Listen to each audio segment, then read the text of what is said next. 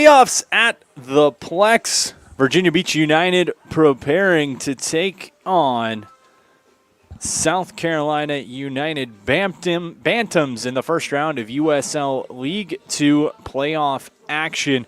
I'm Isaac Berkey. He's Nick King. Thanks for joining us for this one. A historic season for VBU.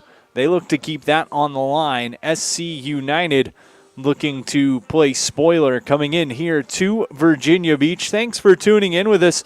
Virginia Beach United coming in with a record of 9-1-2 on this season, an 11-game unbeaten streak for the home side. They'll put on the line. SC United comes in 7-3-4 on the season, second in the South Atlantic. Next, second in the South Atlantic, second in the Chesapeake Division.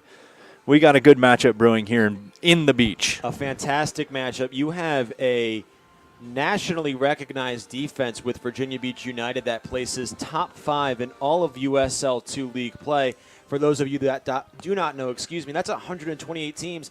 And then you have a Bantam squad that scored 32 goals this season and is absolutely all offense, all big swings. It's going to be a battle on the back line for United and on the attack for the Bantams. And to be frank with you, Isaac, I'm thrilled to be able to see it. This Bantam team coming in, you teed us up perfectly there. The Bantams come in after a 6-4 defeat at the hands of North Carolina FC U23, but SC United has won 3 of their last 7, with 3 of those other being draws. VBU, we mentioned the 11-game unbeaten streak for the home side. They come in back-to-back wins in emphatic fashion. 6-1 over the Marauders, 3-1 over Charlottesville to secure their first berth in the USL League 2 playoffs. Really the only blemish,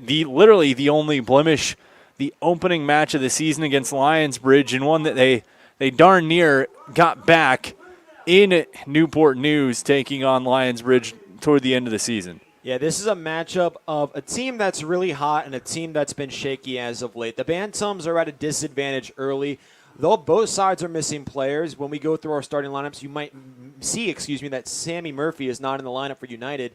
But the Bantams' leading goal scorer and Jack Stainrod, who tallied 13 netters this season, is out.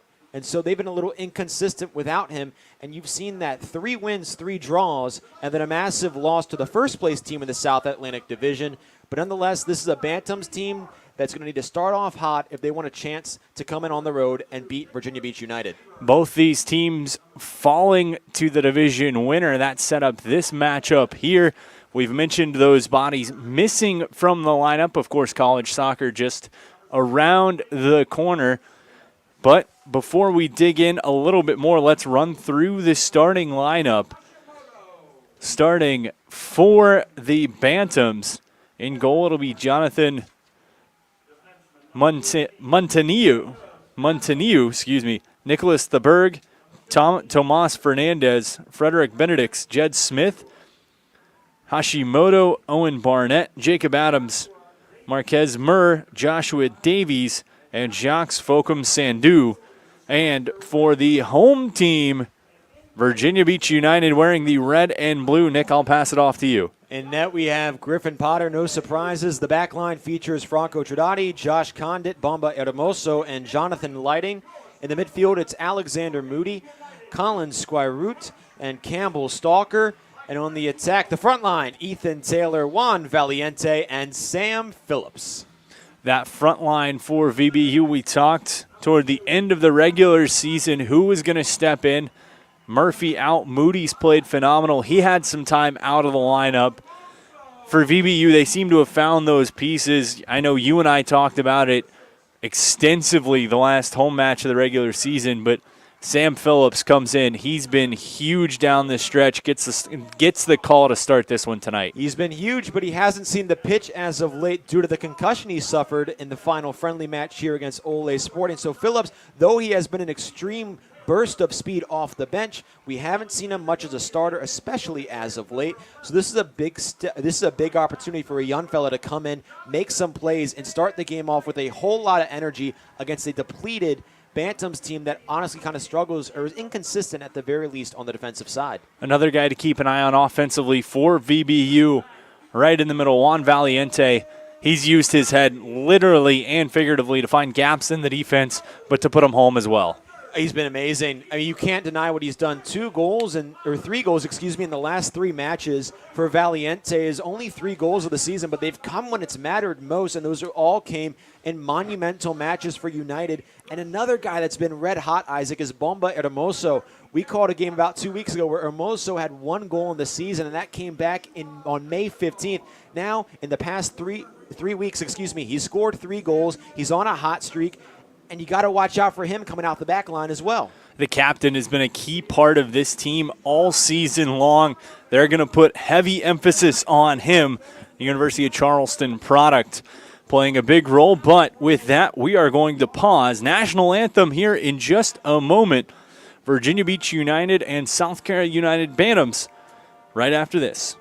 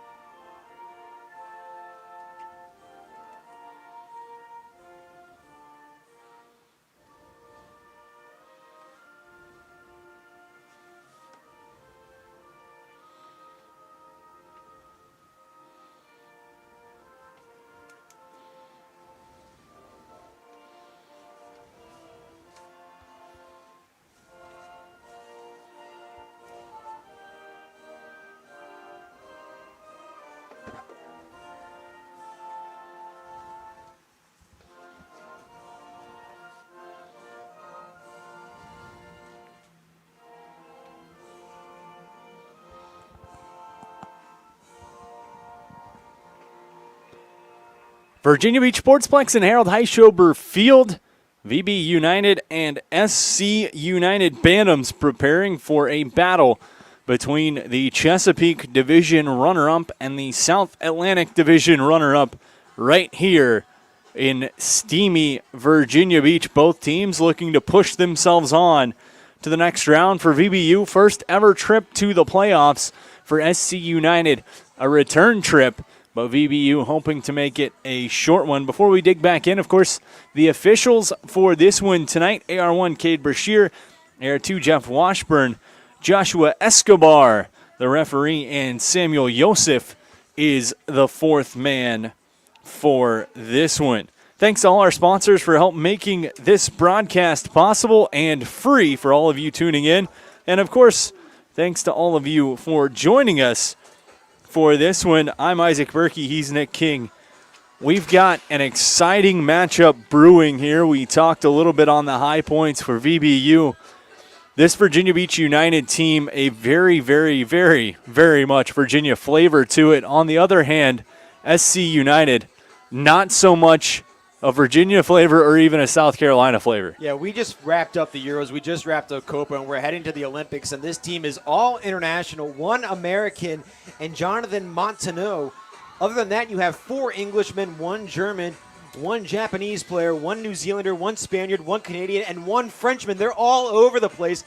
The Bantams bringing them in from all over the globe, not just all over Virginia. This is a diverse and skilled team going off a mainly Virginia productly based team in United. It's going to be interesting to see how United really does against the world. And something Coach Chris Mills talked about and was excited about with this Virginia Beach United side was the ability to have nearly every youth club in this area represented. He's done that, and he's done that with some big style, taking this club to their best season in franchise history, their first playoff berth. And you mentioned it, one of the stingiest defensive teams for VBU. But, of course, they're going to be tested. This Bantams team, you touched on it. We talked about it. they're no strangers to offense, and they're no strangers to games that end up looking like football scores. Exactly. This is a team that you mentioned is high-powered on offense, but we're also missing the fact that this is their 4th playoff appearance in 5 seasons. This is an experienced unit that has gelled together for an awful long time. 2 more games played the United as well gives them a bit of advantage maybe in the chemistry department. So you have to remember that this Bantams team is nobody to be undermined or to be undertaken. They're dangerous. They're deadly, especially on the offensive side, and they have professional talent. I'm talking Premier League talent, Isaac. Mr. Muir, Marques Muir on the defensive side, played a game for Tottenham and 12 games for the Tottenham program in the Premier League 2 division. So some high talent and some high skill on this team that has played internationally. It's going to be a whole lot of fun.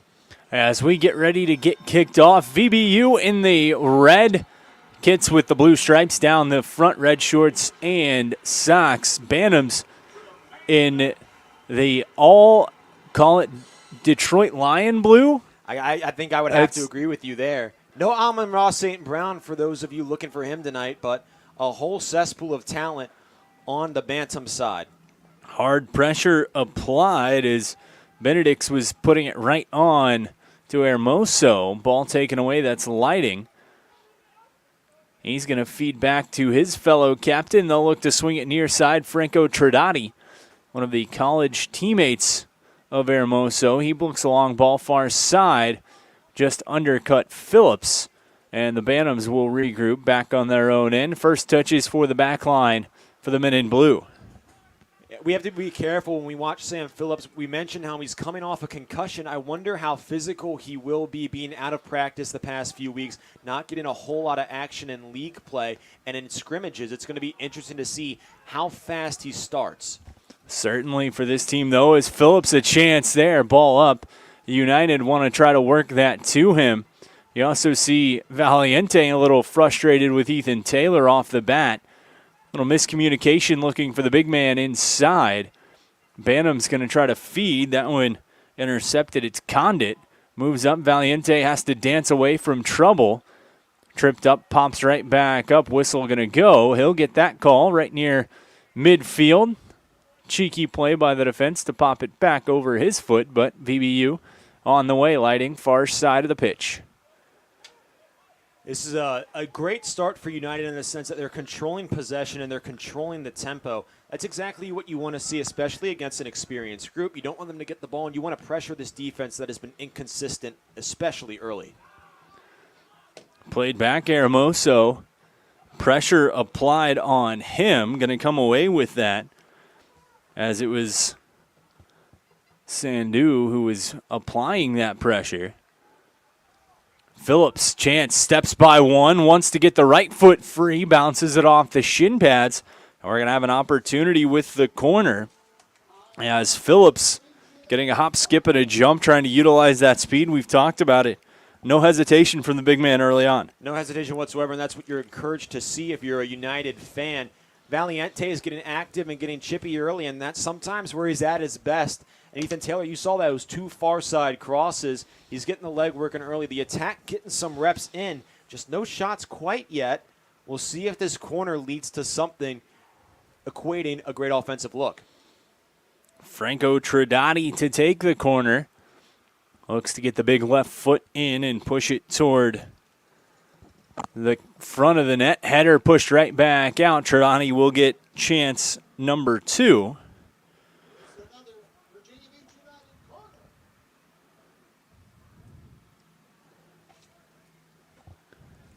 Squire Root, the back man for United on the corner.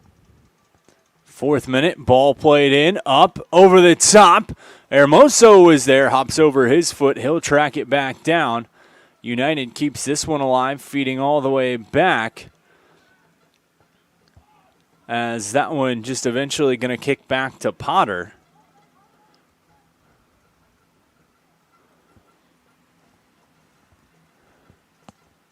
Through ball, middle, Valiente. Mistimed it, couldn't get a head on it. Bantams through middle of the pitch, pressure applied by Moody. They tap it back, Squire Root gives to Potter, and the keeper will hang on. veteran presence on the backside is just going to try to slow his team down, calm things just a little bit. And that's what you want, especially in a game like this. Potter, the oldest player on United, by a wide margin of about 2 years. He's got a whole lot of chemistry with these guys. He's played with several of these gentlemen on the collegiate level before, so he has the chemistry and he has that veteran authority to kind of calm his team down, let them know that everything's okay, because a lot of these guys have not played in a game with these sort of implications. Off the throw-in, and Bantams wanted a handball called. Certainly looked like it might have popped up there from our vantage point here in the booth, but United will keep possession stepping on. Taylor. Luck's not always a bad thing, though that did look like a handball for United. They get away with one early. Turnover. Chance. Bantams. Feed far side on the run. Crossing pass, and that right there was Condit, who was able to just send it out. We'll get our first corner of the afternoon for South Carolina, as a good opportunity countering from Smith. Had a trio of Bantams there. SC United, though, unable to make anything come of it, as Condit was well positioned to cancel out anything Bantams had brewing. Great job by Condit. A little cheeky there when you're right in front of the goal. You don't want to net it in your own net, but in back post, header, save. Potter collects it in right at him, and he's able to make sure that stays out. Quickly chucks ahead. Taylor on the run. The JMU product feeds across. Only one there is the keeper. And SC United will regroup. 7th minute. 0-0 the score. Both teams testing the keepers early on. Both teams with set-piece opportunities, trying to feel each other out. First time in USL League 2, and, well, since basically the first run-through of the division, these teams are seeing a completely new opponent. Chance to figure out who's got what and who's going to bring what, as Valiente tries to send it across. Turnover. Bantams chip into the box. Condit going to track it to the inline. Potter will save it before it goes out just to keep it alive. It's interesting, Isaac, how United started this game fast-tempoed, really collecting themselves on the offensive side, taking their time to move up the pitch, and then exploding on the back line of the Bantams. Now they can't seem to get anything going, and the Bantams the ones pressuring and getting the better quality shots. Potter had to get up there off that set-piece header to reach the save, and then had to almost double volley it to himself to keep it out of the net. United needs a good look, and they need a shot. Lighting gives to Valiente on the run. Chance here, and that one tapped off the foot. It's going to go for a corner, but that could have been what they were looking for there, as Phillips using that speed we talked about. He was out for a little bit, doesn't seem to be showing any signs of rust in the early stages here. Absolutely not. He's been the most active forward for United. He's received the most action on the far side. He's gotten what seems to be a couple intended shots off, just none really gracing the area of Monteneau, But he's been active, and so is Stradati over in that far corner. Into the box. Back far post. Header goes up. Trying to track it down. Moody is there. Going to be sent out. It'll be a throw-in for United. Another look for VBU. They try to curl it to the back post with Stradati. Nothing going as the Bantams able to clear it out, but it'll be a throw-in here. Moody has Taylor jogging to him, surveys his options, and gives to Valiente instead. You have to be impressed with what this Bantams defense is doing inside the box. Not a whole lot of height on that back line in the midfield. A couple of guys under the 5'10" measure, unlike United, who's pretty much all over 6 foot. So you got to give them a lot of credit in the sense that they are stopping the big guys from getting up there and using their head. They're playing a great defensive package off the corner. Got to be really impressed with South Carolina right now. Set piece opportunity for VBU. Taylor going to be the man. They're going to bring him back toward the sideline a little bit.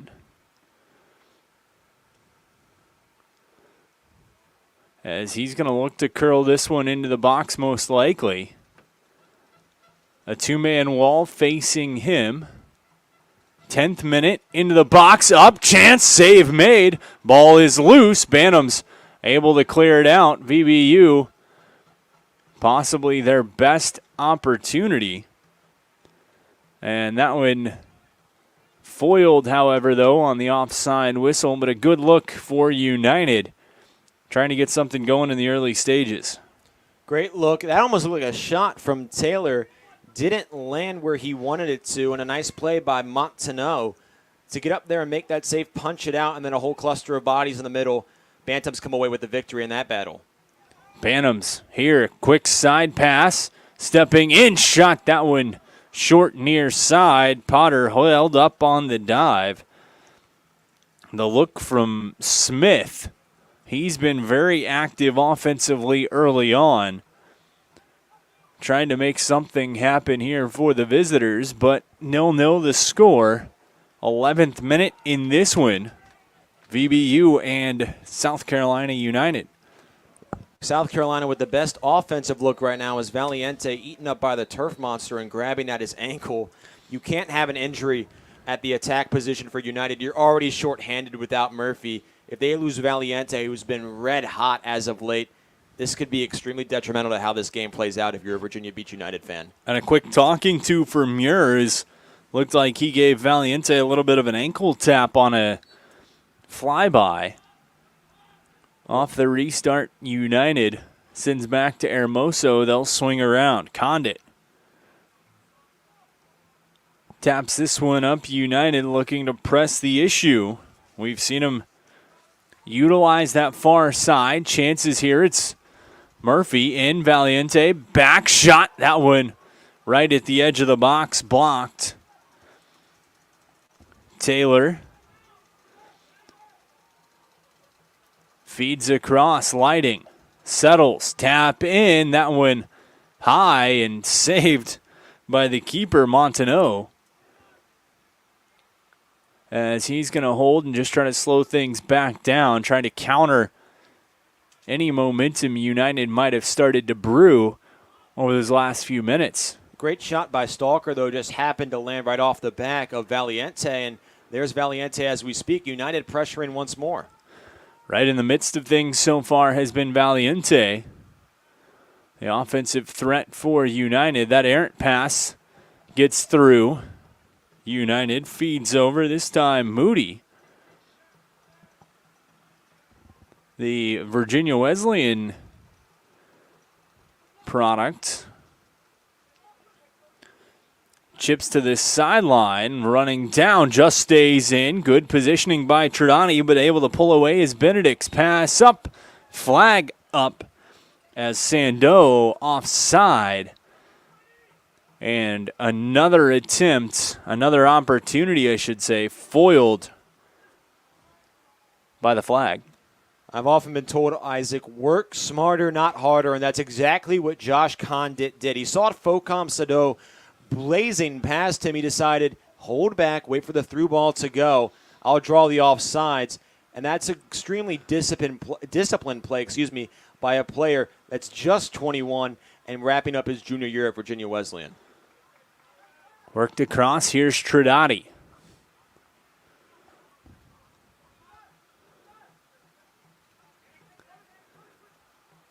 They push inside, a little forearm shiver.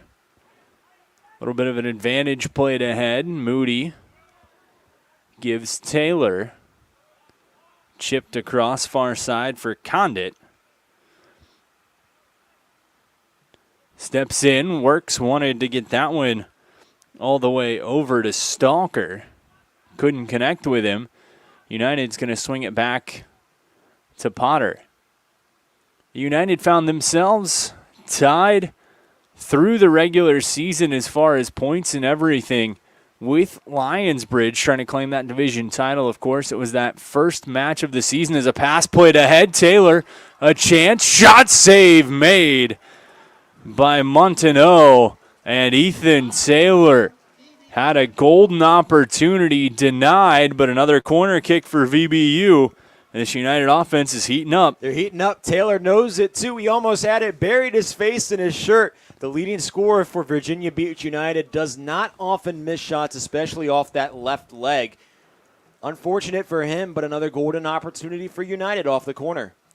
And it will be Taylor taking the corner, throws his hands up, looking for a party in VBVA, and that one goes over the bar. And out the back, it'll be a goal kick for the Bantams, but Taylor, a good look, good opportunity. We're still sitting at 0-0 here in the 15th minute, just over halfway through the minute. Where you mentioned party, it's more like a wake right now. Nobody's really up. Nobody's really dancing. We're still waiting for somebody to come to life and score a goal. It's not as sad as a funeral, but it's not as happy as a birthday party right now. We're in that wake phase. We'll see what team can, I guess, raise the dead. I don't know, put a score on the board, however you want to phrase it. United's been the one pressuring, but the Bantams have had some really good looks as well. The enthusiasm coming from both sides, looking to see who's going to ratchet it up to the next level. VBU, several good opportunities, hoping they can make these roll down like a waterfall and keep things trickling on here as we enter the 16th minute. 0-0 the score. Ethan Taylor almost broke the deadlock. We'll see who can do it. Here's Valiente through the middle of the pitch.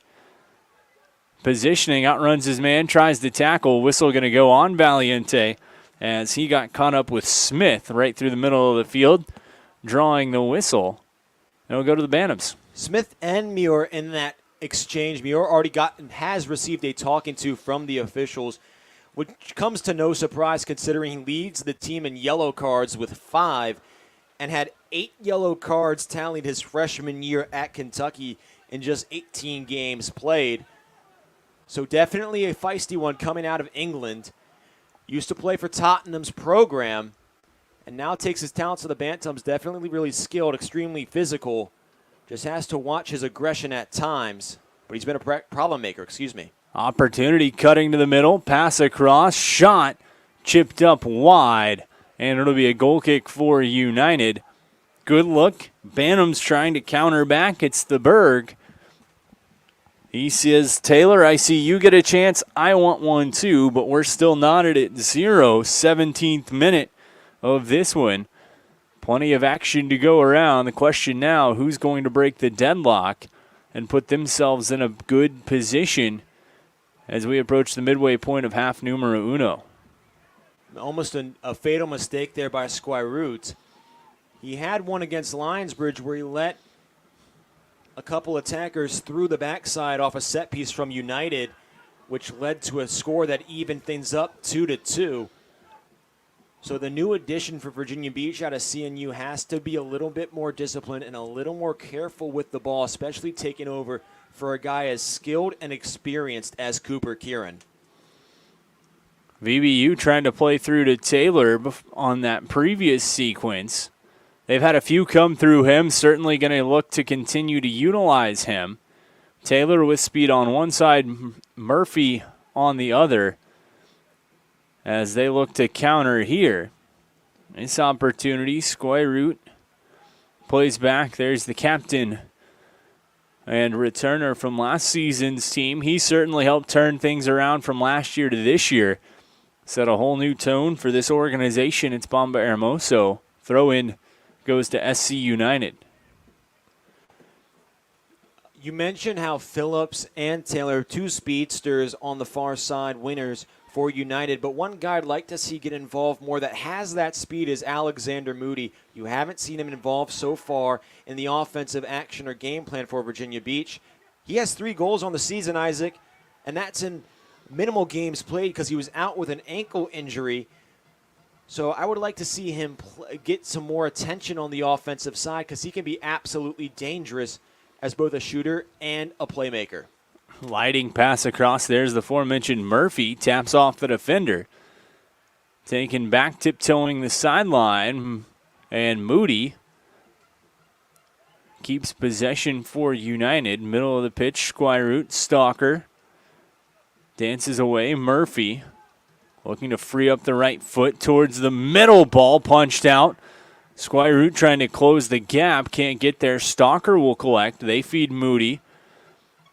He gets past one, tries to step, ball poked away. Taylor, long shot spinning, and the keeper, Montaneau, pounces down on top of it. He saw it coming through. Ethan Taylor getting chances, though. Didn't quite get all of that one. The first one, absolutely, that shot off the left foot was booming. That one just kind of got the top, a little bit of a knuckleball action off the turf. But he's getting frustrated out there. Don't know if it's anger or more nerves, but you saw him throwing his mouthpiece about 5 minutes ago, and he's buried his face in his shirt both times after 2 misses. He has to be a leader. He's the most experienced player on this front line for United. Taylor, hopefully, if that's not anger, has to lead by example. 20th minute and counting. Turnover just over midfield. VBU takes it back. Valiente back and forth with Murphy. Swings to the middle. Squirroot. Tridati. Into the box. That one, we've seen the power of his shots, and that one goes about 40 yards and out. It'll be a goal kick for SC United. You can tell early Virginia Beach United really liking what they see on the far side of the Bantams defense. That's Fernandez and Adams. They're not attacking Muir and Davies all too much, but they have a height advantage and an experience advantage and could be a talent advantage on that far side. They've been using Phillips. That one they tried to stalker, but Taylor and Tridati now both trying to fit it to that side to get Phillips involved and to get Valiente involved if he's in the area. So if you're the Bantams, you have to adjust and guard that far side because that is where United has been pressuring early. In the middle, opportunity far side. They were looking for a man coming up fast. That was Benedict's. But the ball going to go out, throw in for Virginia Beach United.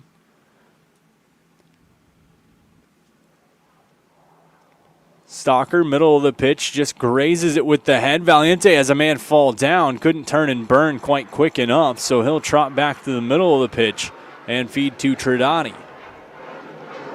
Taylor chips in, just not enough air under it, trying to connect with Stalker. Opportunities are there for United, certainly. The pressure being applied. Sorry to cut you off, but Taylor looking far side once again, as you mentioned, and look was there, just couldn't quite connect. It's been a lack of conversion so far. The looks have been there.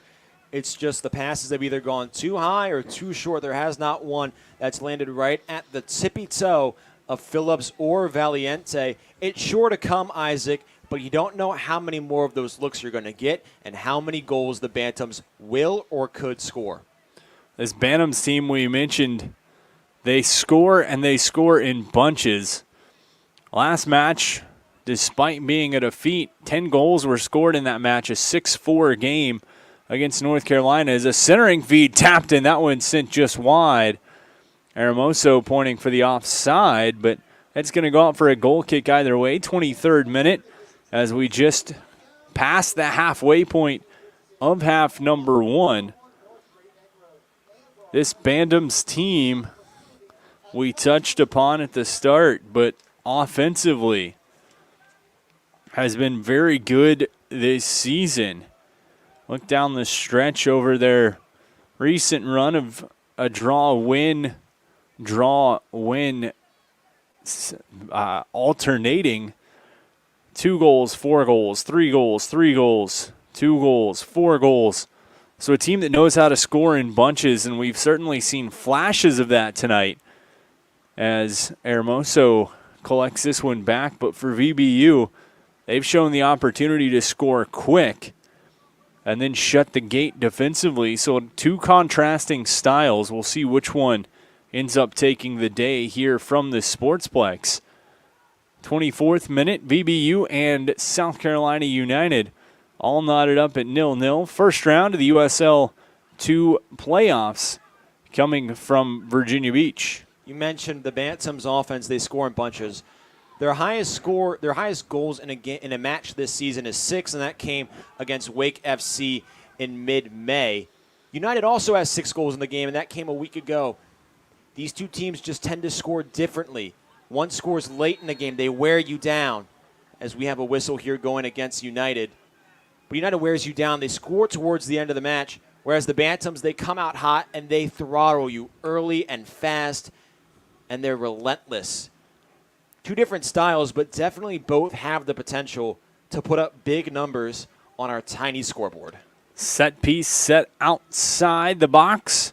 Hermoso pleading for the official to give Sandu an Oscar. Instead, he's going to give him a free kick. As the Bantams set up to take this, it's the Berg, as well as one other.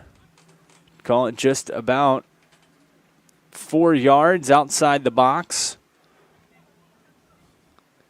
A 4-man wall turns and faces. Potter waits in goal.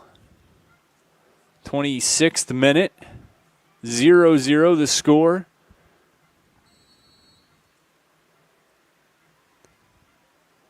Approaching, right foot, curling. That went off the outside of the net. A good look, good opportunity. Benedict's tried to make it happen, but sent it just wide. I'm sure several of you United fans had flashbacks to that first road match against Christos, where United was up 1-0. It was the 80th minute. They thought they had it in the bag. And then, a set piece just like that. Found the back of the net. That's the only one they faced all season, Isaac, and they're 0 for 1 on stopping them. Though there was not much action on the defensive side to halt that scoring opportunity, it's got to be a breath of relief for Chris Mills and a breath of relief for Griffin Potter, knowing that this team is successful in stopping those set-piece opportunities. And just touching on that Christos score, that cost United first place, arguably, in the Chesapeake division. No arguing about it. A win there puts VBU into the Chesapeake Division Championship seed. Is a chance here. Valiente shot. That one blocked. Comes right back. He was trying to find some freedom. Couldn't get away. Ball into the box. Back post. Header pushed out. And it'll be a corner kick. There's that far side. We mentioned VBU going there. They had Murphy. Couldn't get it to him. Nice play there by Smith, who came on the back end from the front lines to head that one away. You've got to be fortunate, though, if you're a Bantams fan, that Fernandez was not the one going after that header. He's extremely talented, but not the lengthiest defender, only 5'7", a $141. To have a lengthier guy get there, extremely important. Ball in. That one tipped off. That'll be a goal kick for the Bantams.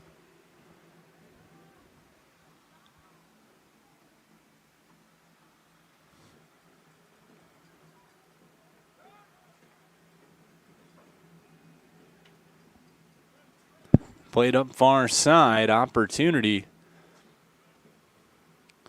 Bantams just going to take their time, slowly swing this one through.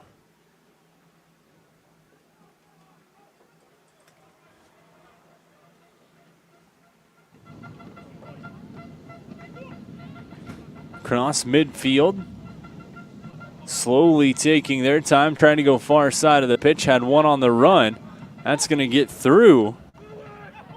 Fernandez feeds in, chance, chip, back post, looking for a man.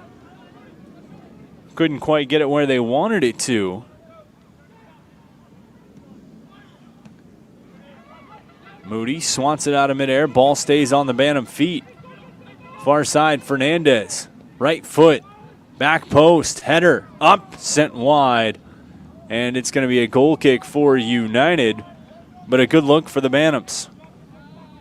Great look for the Bantams. We mentioned how United's attacking that far side. You know what the Bantams are doing? They're attacking Jonathan Leiden. They've gone to his side several times. Leiden has passed every test he's been given so far, but they're seeing something with either Benedict's or with Hashimoto working on Leiden that they really like, and they're targeting the captain wearing number 12 right now. Goal kick for United. Wawa time clock says just creeping up on the 30th minute of this one. 0-0 the score.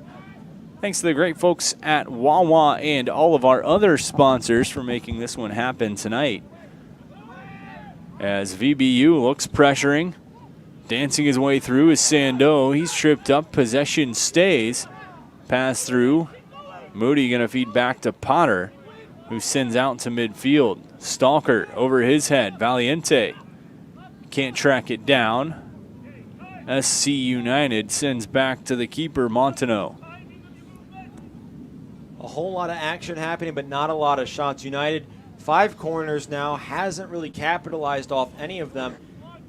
And honestly, Isaac, their chances or their looks have decreased in value as time has gone on. The last one we saw wasn't even close to the box, let alone a man in red. United starting to wear a little bit. They need to take advantage of its opportunities before the Bantams capitalize and put United behind, which is a place they have not been much this season.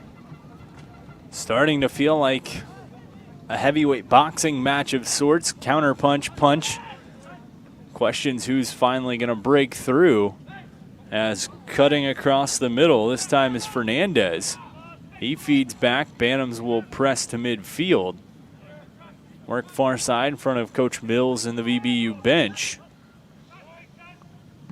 Right there is Hermoso to boot one out. Out kicks his coverage, and the Bantams will pull back near side. Fernandez feeds down the line, connects with a man, works in front, off the foot. United, Squirut, and he's going to take a hard tackle. Whistle going to go.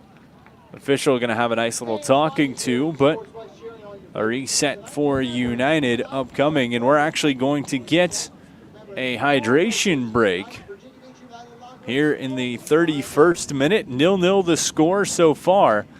VBU has had chances. South Carolina United has had chances. But so far, the 2 division runner-ups vying for an opportunity to keep their dance card going. Nobody able to break through. Both teams still looking for that perfectly calligraphied invitation to the next round. Question is, who's going to pick it up off the table and run with it? And it seems like both teams, sometimes it's been nerves, sometimes it's just been lack of execution. This Bantams team has the experience advantage. They're a veteran squad. United, it's the first time here. You mentioned how it's a heavyweight boxing match, Isaac.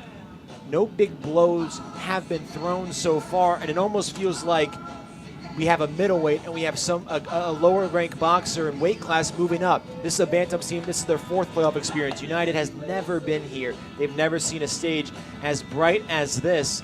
So they're coming up and trying to take a belt, take some experience, take a win away from a Bantam squad that holds the advantage in experience and has been playing hot on the offensive side in these past few moments. That said, certainly not to overlook the experience of this VBU side when it comes to collegiate playoffs. You get 2 key players to this side in Trinidadi and Hermoso, experienced collegiately in the playoffs with Charleston. You get other guys who have experience through Virginia Wesley and Christopher Newport, guys who have played meaningful games recently. Just at times is different when you're playing for that new crest on your jersey, a new league, guys top to bottom, something a little bit different. But here under the lights, a hot one. We're going to see who heats up and who takes it. That's exactly what it's going to be, and you're right. United does have several players that have played in big games. Juan Valiente, a big one, won a championship this year at the collegiate level, or at least in his collegiate career, excuse me. But you're right, Isaac. This is a different environment. This is a different feel. You're with a bunch of guys you met almost 3 or 4 months ago. These aren't guys that you've been with for 4 years. So having to gel and work through this adversity together, especially if you're United, who hasn't seen much adversity this season. I mean, an 11-game unbeaten streak, and they haven't been behind in one of those matches. It's just a matter of overcoming that as a unit and trying to get on the same page and convert those offensive looks. And for this team, potentially last time this group will be together as a whole, so trying to keep the ride alive, keep things going for both sides, but for United, keep what's been a historical season full of very high points rolling here from Harold Heischober Field and the Virginia Beach Sportsplex. 33rd minute in this one. Appreciate you joining along with us. Later start due to the extreme heat here in VB. As ball played on the far side, Chance trying to center it. Tapped back, shot, bouncer goes just wide. And Bantams keep going for that far post, and no love as the ball keeps hopping wide. Great idea, though, by Fokum Sandu to just flick that ball slightly backwards. It's the extra pass, and usually it pays off. Unfortunately, I believe it was Theberge could not convert on the opportunity, but the Bantams, their ball movement has been fantastic, and that's just a pure example right there. Throw in. Taylor wanted to catch Valiente on the hop. Couldn't get it to him. Comes right back. Bantams feed across. Benedict's on the run, closing the gap. That was Condit. Beautiful defensive angling. Couldn't quite teach it that much better than that right there. Counters the opportunity. It'll be out for a throw-in for SC United. Hermoso getting a little bit aggressive there. That tends to happen with Bombo. We've seen it a few times this season. He just gets burnt on the outside, but Condit comes in, wears the red cape, and saves the day. Plays Superman for about 10 seconds. That would have been a golden look with nobody in between. It was Benedicts and Hermoso on that attack in, but still another good look for South Carolina off the throw-in. Good little run up on the throw. Pops one in. There to head it out is United. VB United, that is. Tapped by Trinidadi. Rolls out, throw in for the visitors. 35th minute, 0-0 the score. Trying to take some momentum into the locker room are both sides.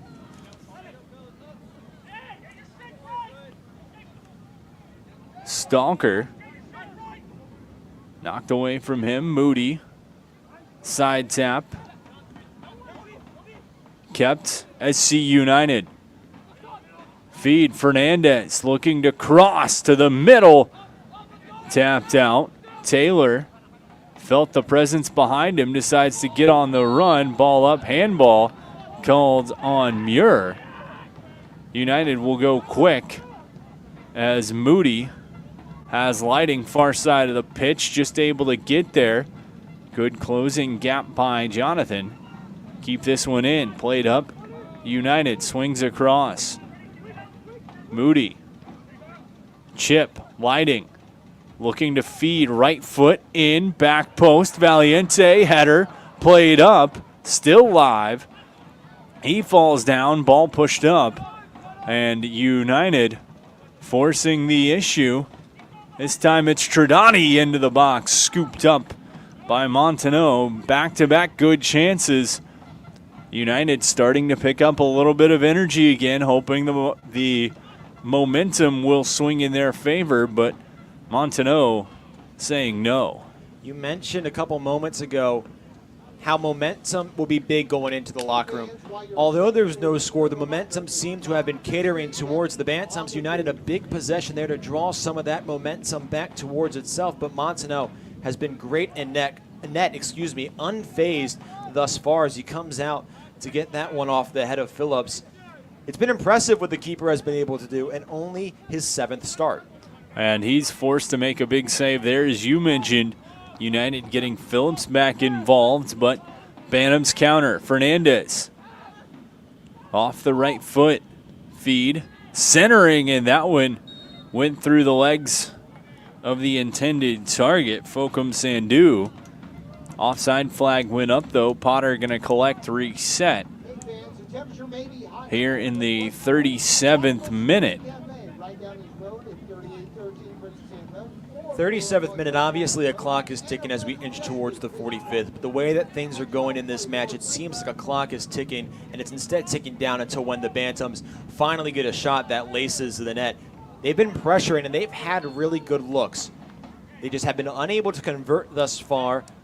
Some on nice defensive plays by United, others just on lapses on the shot. But it seems like this team is really causing problems for this back line that we mentioned has been nationally fantastic all season. They need to get something going towards this second half because the Bantams have been banging at the drum. And really both sides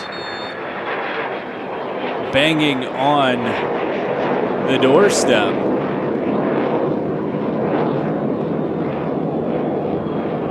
Trying to find someone who will step up and say they want to be the one to shut the door.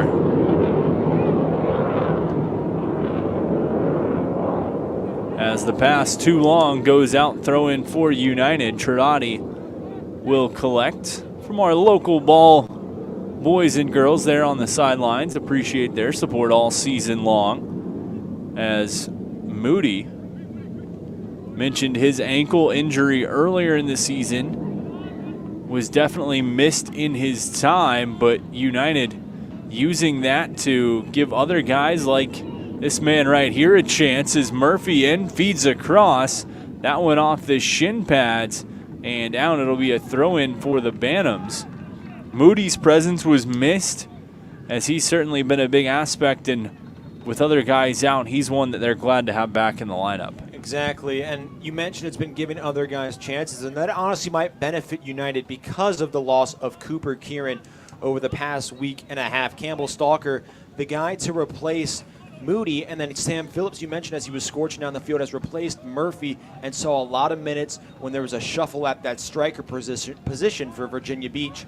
That experience has carried over, but some new guys still in the lineup that raises some question marks. The big guy, Colin Squire-Root, in the middle. He's played well tonight. He needs to keep things going because in the match against Lionsbridge, it seemed like there was at times a lapse of chemistry. Couple of players down for United, and with the heat, as a yellow card being shown there before we get back to the heat. Yellow card shown to Fokum Sandu here in the 40th minute. That's Sandu's first of the season. He's making his second appearance in USL2 play tonight, replacing Jack Stainrod, who led the team in both goals and points scored. But a yellow card early. Sando does have a goal in his other lone appearance. Let's see. He's been dangerous so far, Isaac. Let's see if he can tally one for the Bantams and end the deadlock, as you've been saying. The Coker University product also saw time at Oregon State with the Beavers. He was a leading scorer for Coker in 2021 to 2022. Led the conference, as a matter of fact, and was first team All-Con that year. So definitely dangerous on that front end. It's just a matter of when he gets those looks. He's made a couple extra passes, has yet to really let that leg loose. 41st minute, Valiente applying valiant pressure. Ball up the sideline, little give and go, looking for space. Fernandez feeds across. 41st minute. Ball played, settled. Trying to get it up, ball pops up. Bantams wanted some sort of call on Trotati. He's going to clear it out. Valiente is there, has Taylor on the run. Decides to beat his man in a foot race, gives back for Moody. Should have gave it to Taylor there. He had the momentum and was scorching up the pitch. Missed opportunity, but United still with the ball. And we have a whistle here on what appears to be a forearm shiver to the back by one of the Bantams. Looks like it was Hashimoto on defense there on the far side. Opportunity on the reset for United. Still 0-0, 42nd minute here, Isaac. Not a whole lot of looks so far as United is on the attack. It's been interesting. They started a little hotter, had their best look early on, has not really seen anything close to the inside box in about a dozen minutes. Hermoso nabbed on the quick little push off, but time keeps ticking on. We will keep an eye on the official for stoppage time here in half number one, but certainly creeping down. Not a ton of extra stoppages, we'll say, as Bantams working across the back line. No substitutions so far in half number 1. We'll see what half number 2 looks like when we get there, but with the real feel at kickoff right around 100, certainly something to keep an eye on with these guys playing in the heat, running back and forth as the ball goes through the legs of Valiente. At that point, the opportunity for VBU down the stretch to get plenty of guys in becomes that much more important as we look at the United bench, as guys with USL2 experience, you look at McCloskey, Ruddy, Wayland, all had significant experience, and we'll see what their chances look like here in half number 2 or whenever they hit the pitch. Meanwhile, Bantams far side, looking to center. 44th minute, just entering. Ball played back. United almost planned to escape this first half without surrendering a score.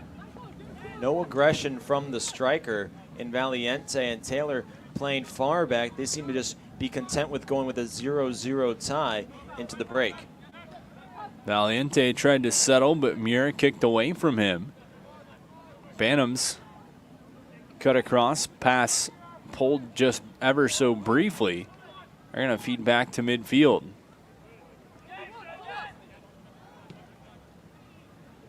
Fernandez.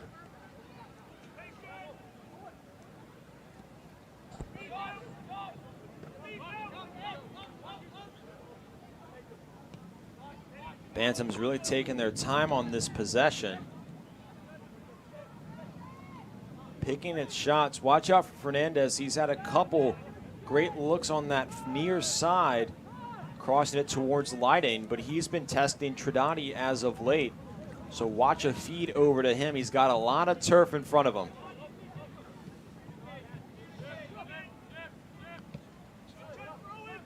Pass across, Fernandez. 45th minute. Again, we'll keep an eye on our official for stoppage time.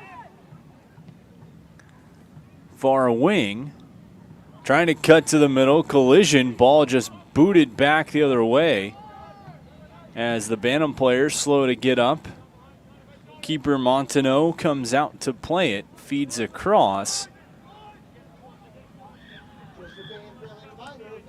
Isaac, I don't know if it's just me, but United taking an awful lot of walks here on the pitch. They seem exhausted while the Bantams seem fresh. Likely that momentum and that scoring presence that they've had, but it's been all South Carolina pressure and no extra time for the most part here at the Sportsplex. Just about 5 seconds, and then we get the whistle from Joshua Escobar. So 45 minutes in the books. 0-0 the score. VBU and SC United after 45 minutes of play. Nick, both teams had their chances. We saw the opportunities. Both goalies come up big, but if you're Coach Mills heading into the locker room for VBU right now, initial thoughts for your team? Couple things. Number one, you have to be more efficient on the cross-pitch pass to Phillips or Valiente if you're Ethan Taylor or Franco Trinidadi. Those have been your best looks coming off that cross, and they have just yet to convert. And similar falling off that point, number two, you have to be better on the corners. Better ball placement, greater efficiency, have something ready to go, know who you're going to, and expect the ball if you're in the box. It seems like sometimes there have been some bodies huddled, there have been some crosses that have gone too far or gone too short. But number three also, if you're the defensive line, you have to stay back and you can't let anybody through you. That's where the Bantams have been at its best. In transition, they have been attacking relentlessly. It's been Fernandez, it's been Sando. You have to stay back, you have to remain disciplined, and you have to keep Griffin Potter's job as easy as possible, especially against a striking, high efficiency, high productive team like South Carolina.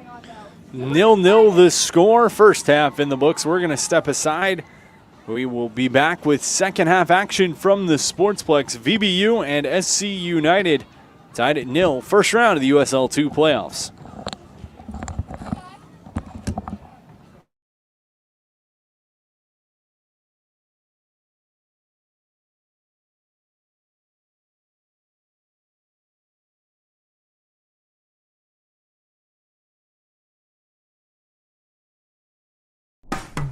After more than 50 years of innovation, AstroTurf still leads the way. The inventor of artificial turf does it all, right here in the USA. We engineer, test, manufacture, and install the world's most innovative fibers and turf technologies, with over 30,000 tracks and fields worldwide. AstroTurf, powered by Sport Group. Treat yourself to a visit to the Drip Bar IV Hydration and Vitamin Therapy in Virginia Beach. Boost your immunity, increase your energy, and promote anti-aging with our personalized treatments designed to ensure efficient nutrition absorption to rejuvenate your mind and body. Come see our chic and relaxing day spa for yourself today. We welcome walk-ins and appointments. Our medical professionals will help you achieve your best health and answer all your questions. The Drip Bar at Lansdowne Commons in Virginia Beach. I grew up here. I know this town. I know the people here. More important, they know me. As a banker at Town Bank, we become part of the communities we serve. The people who bank with us, our members, know us. When you bank with Town Bank, you'll know your banker. You'll know you can reach us, and you'll know we're here for you.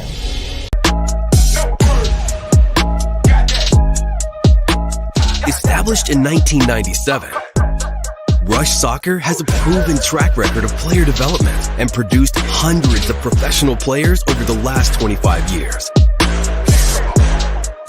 With strong foundations through our core values like passion and enjoyment, with a global network spanning over 125 communities on 6 continents, Rush Soccer provides a world of resources and opportunities for players. Be a part of something bigger. By joining the Rush, you'll have access to our world-class programming, like our college advisory program, player development program, Rush Select program, and exclusive educational resources. Your passion for the game will reach new heights. And the best part, Rush Soccer is dedicated to helping both players and the club front office grow and succeed. You'll be part of a passionate and purposeful community, united by a shared love of soccer. Whether you want to play for fun and enjoy the game of soccer, or have the ambition to play at a high level, Rush Soccer offers the largest pathway with direct connections to professional teams around the world. Check out our social media and website to find out when and where you can come to our Rush tryouts.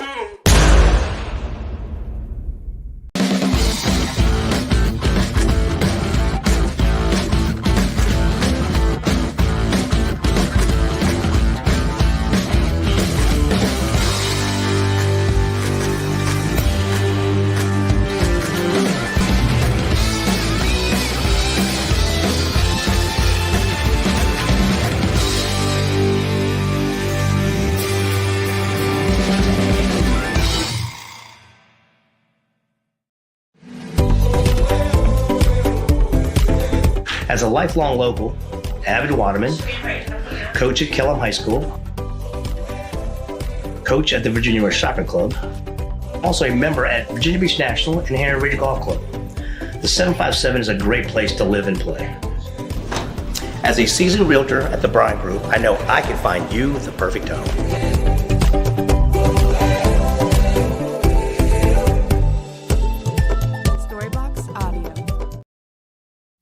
Well, it's everybody's favorite time of year again. Time to prepare to make your annual donation to that infernal revenue service. And if you're like me, you need help. Help to keep that donation as small as possible. So get off your W-2 and call John Maynard at John's Tax Service. 455-6763. Pain and Gain, your one-stop shop for all things field hockey.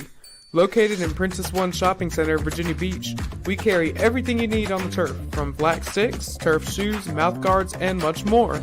Try out your stick before you buy in our synthetic turf area. Pain and Gain. Embrace the pain, enjoy the game.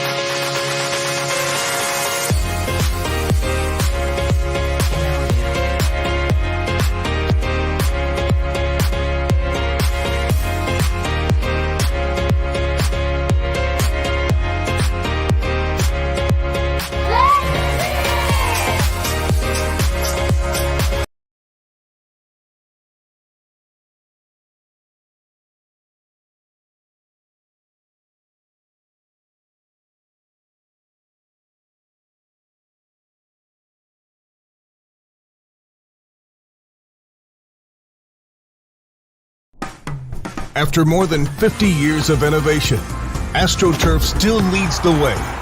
The inventor of artificial turf does it all, right here in the USA. We engineer, test, manufacture, and install the world's most innovative fibers and turf technologies, with over 30,000 tracks and fields worldwide. AstroTurf, powered by Sport Group.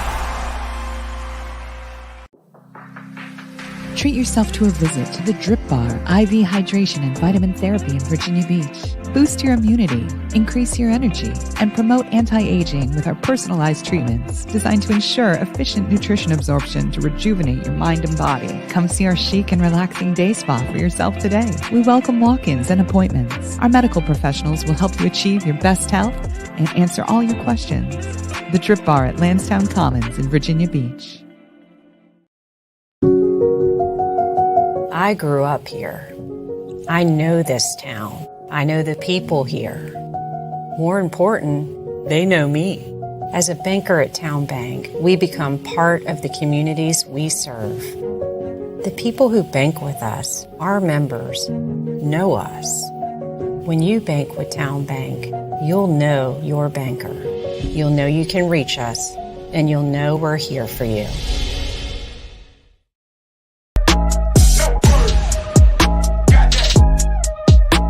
Established in 1997, Rush Soccer has a proven track record of player development and produced hundreds of professional players over the last 25 years. With strong foundations through our core values like passion and enjoyment, with a global network spanning over 120.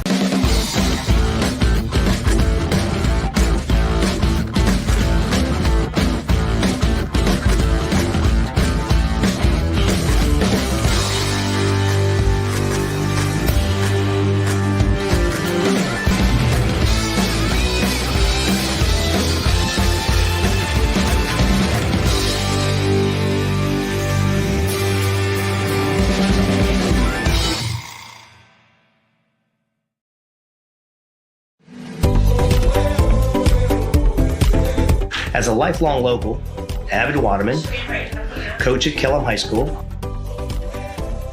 coach at the Virginia Rush Soccer Club, also a member at Virginia Beach National and Henry Region Golf Club. The 757 is a great place to live and play. As a seasoned realtor at the Bryan Group, I know I can find you the perfect home.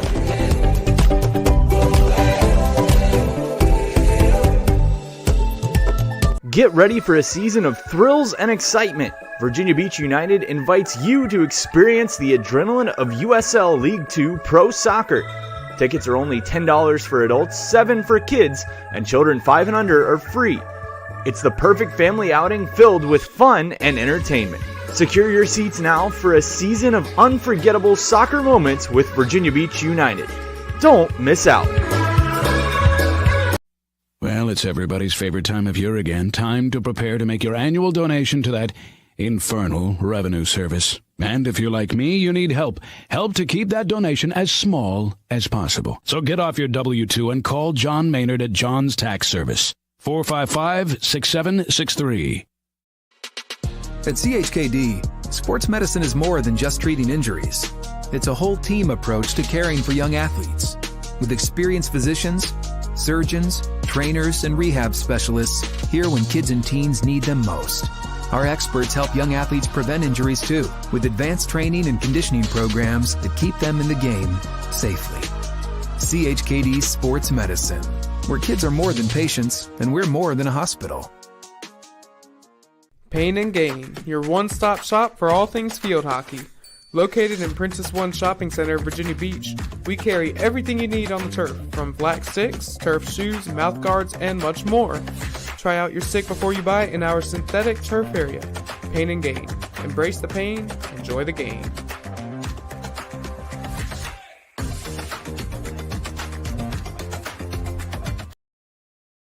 Pain and Gain.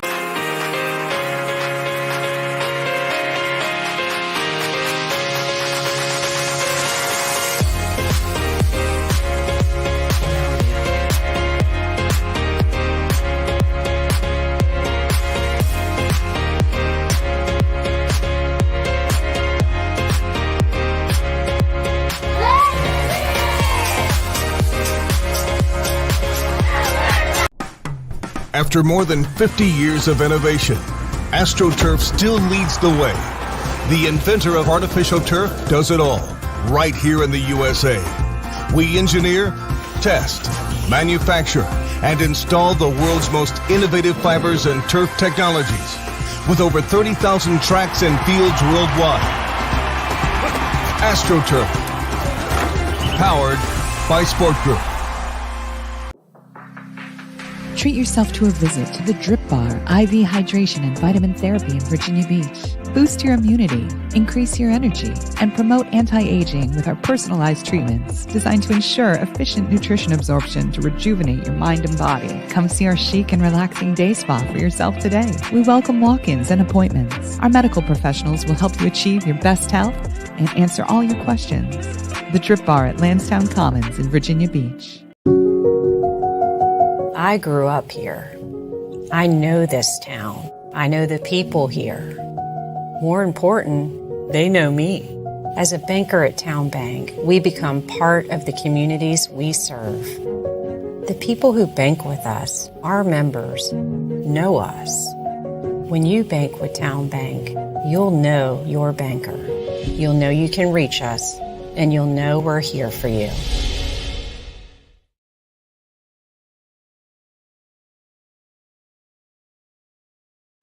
"45 minutes gone." The score, it's exactly the same as it was at 7:04 p.m.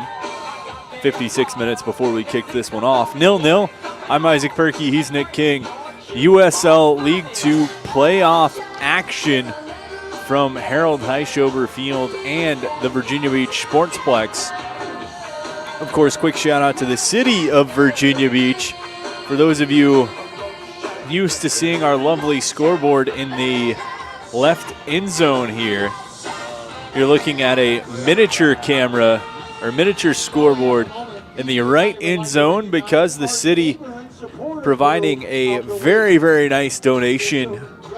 Big thanks to Bobby Dyer and company, Mayor Bobby Dyer and company, for the $1 million scoreboard coming to the Sportsplex to make everything much, much better for years to come. So big shout out to the city on that. Also big shout out to our sponsors for making this one happen, the beautiful folks over at Wawa.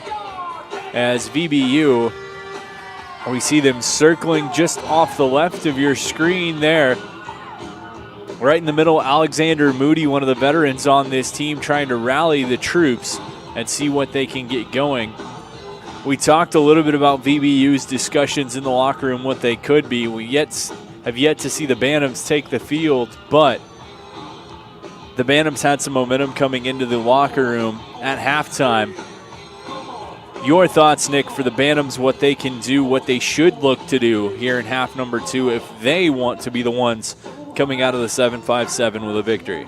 First off, if I was head coach Nathan Smith, I'd be furious that I had a throw in about 5 yards outside the box and the officials blew the whistle after 8 seconds of extra time. We've seen that a few times this season, Isaac, where the officials have gotten extremely strict with the time allotted. But I would just say keep doing what you're doing, but just make sure you keep yourself composed in those chances. They have the momentum, the Bantams that is.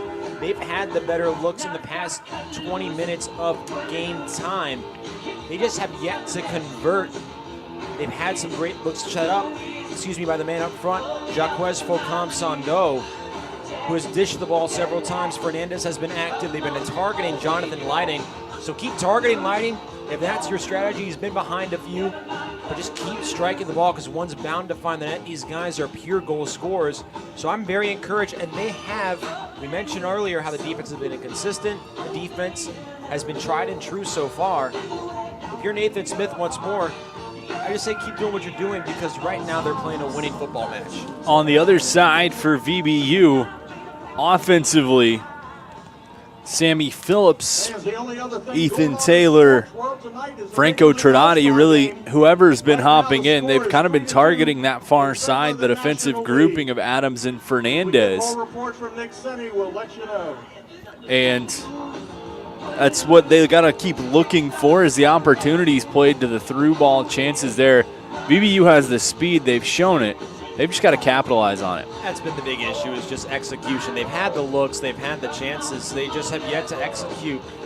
And that far side has been open that you talked about. It'll be the near side in this portion of the match. But maybe if I'm Chris Mills, I tell them to slow it down a little bit. If they're going to be a little wild and reckless, maybe slow things down, get a momentum going, get some chemistry, get some rhythm, and then try that far side cross, because thus far it hasn't worked to fruition in favor of Virginia Beach United. And a couple of substitutions for VBU. We'll get through those in just a minute. We can tell you, though, Jack Otley on the pitch for VBU. Bantams will look to kick off. A couple of balls out to the pitch. Of course, we can only play with one. I talked about how Leiden had been targeted. He has been replaced in favor of Aiden Cass, the young Lynchburg product. He's seen some USL2 action, not in a game as big as this, and not this much time remaining in a match. So a big moment for the young kid wearing number 23. As Cass and Otley on for United. Looks like Otley replacing Squire Root. So opportunity is SC United starting off with possession. Subtle pressure applied from VBU. They work far side of the pitch. On the run, Hermoso caps his man off. Ball in the box, pulled back, chance. Centering feed up top, looking. Worked across, but a good step by VB United. Give comes to Phillips. Feeds back, tapped around and through. Cass getting his first touches. As you mentioned, on for Lighting. On the run, Tradati wanted to connect through to Valiente. No go there. SC United plays up. Ball past Hermoso on the run. Man trying to cut in. Potter steps out, trying to dribble around. Shot, and they score. Bantams capitalize on an opportunity early in this second half. 47th minute. And it's 1-0 for the visitors. As dancing his way around the keeper.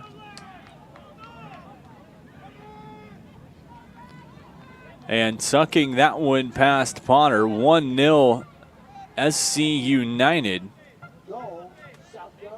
As it looks like it was Benedict's able to get the visitors on the board. They lead 1-0. And we saw earlier Hermoso on the far side taking a risk and getting beat around the edge. That time, Condit came in and saved the day. No help for Hermoso. He takes a risk, takes a poor route on the ball, and pays for it as a long shot here by Moody easily saved. But that's a big mistake by a guy that's supposed to be your captain. You can't let Benedict's blow past you, especially with no help and nobody for him to pass the ball to. It was just him and Benedict's. You play that well, you have help coming from the near side. A poor play by Hermoso, and frankly, great capitalization by the German Benedict's. His third goal of the season, and it's a big one. You saw that Bantams bench ignite. Off the kickoff, Moody allowed himself to be baited into sending that one right at the keeper. Thought he could chip one over the head of Montenot. Bantams trying to gather some momentum. Chance played through. Crossing feed opportunity in. Shot save made, sliding by Potter. Goes out and it'll be a corner kick. But one goal and the Bantams have a little bit of new life. Trying to double this lead. Good opportunities here early on. 49th minute. 1-0 South Carolina leading. VBU looking for their opportunity to counterpunch and draw even. Potter visibly upset as well. He was yelling at the defense after the goal and yelling at them after that shot. United needs a turnover, and they need to capitalize quickly. They've got nothing going. They've brought in Otley, who has been described by a pair of players to me as an offensively suited midfielder, somebody that can score with ease. He's been around the team all season, finally beginning to see action after his tour of traveling the nation in showcase tournaments has ended. But they've brought in the guys that are supposed to be able to score, and they need to show out because right now there's no tomorrow, and they're down 1-0. Ball coughed up, but right there to boot it out is Condit. Far side, Bantams trying to center. Pulled back, played up the line. And Isaac, you could hear a pin drop in this stadium right now. The crowd is silent. They're mute. No noise coming right now. All the energy that was surrounding United heading into this match and beginning it has depleted in phenomenal fashion due to the Bantams' relentless offense. Phillips on the run, trying to center, puts one right in to Montenot. The striker tried to use his speed there, got a little bit of separation, but not enough to put it towards the middle of the pitch. Great look there by Phillips. It's just a lack of being able to capitalize on those opportunities that has been the tale for United all night. They need to rewrite the book, or else they're going to go down after a historic season with an ugly finish. Far side of the pitch. SC tapped across. Hashimoto dances one up, feeds back. Bantams swing around. Goal in the 47th minute gives them the 1-0 lead, trying to add to that. United trying to find a spark plug of their own. Gain some new life. Moody on the run, has Phillips ahead of him. Gives up. Phillips trying to center that one off the defender out. It'll be a corner kick for United. Their sixth of this one, first of this second half. Trailing 1-0, 52nd minute. Looking for something to get going as Trudati going to make his way to the corner. I don't understand the strategy right now for United. With several men outside the box, I feel like you really have to crowd that area. You have your best goal scorer in Ethan Taylor closer to the 10-yard hash mark, about 15 yards from the net. You have the big guys inside, but this setup has not been working. I feel like you got to crowd the keeper in Mondano, make him confused because he's been disciplined all night and trying to let one eke by. In, chance, ball loose off the crossbar and pulled back in. And that one's going to go back to VBU, a good opportunity. Looked like it hit the football crossbar as well as the soccer crossbar. Chance again for Tirani, but VBU trying to get some life. Back post, header up.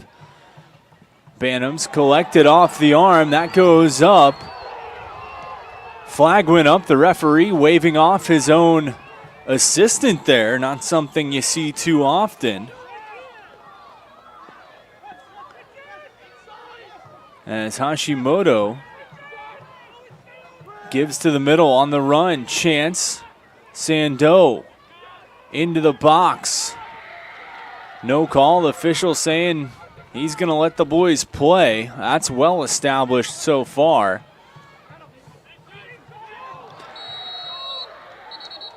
Whistle goes and a card going to be shown to Moody. Quick on the card after all the back and forth and the no calls. Traditionally, I would say, Isaac, that if you're not going to make the handball call, which evened out because there were two handballs each on, one on United that was missed and now one on the Bantams that was missed, you have to be lenient, especially after that no call in the middle there. But it seemed as if Moody was tracking down number 2 for the Bantams in Nicholas Theberge, and just rammed his shoulder into him. Clearly intentional on Moody's part, and if you're the captain and a veteran on this team, you have to be more disciplined. Obviously, frustration is brewing, but you have to remain calm and composed if you want a chance to come away with a win this match, or at least even things up going into the latter portions of it. 54th minute, VBU down 1-0, just keeping it in. Headman listening to his line that time as ball goes out. It'll be a throw-in for the Bantams. Long throw, far side. Hermoso tracks and pulls away from Benedict's. Out down the line, throw-in comes back for SC United.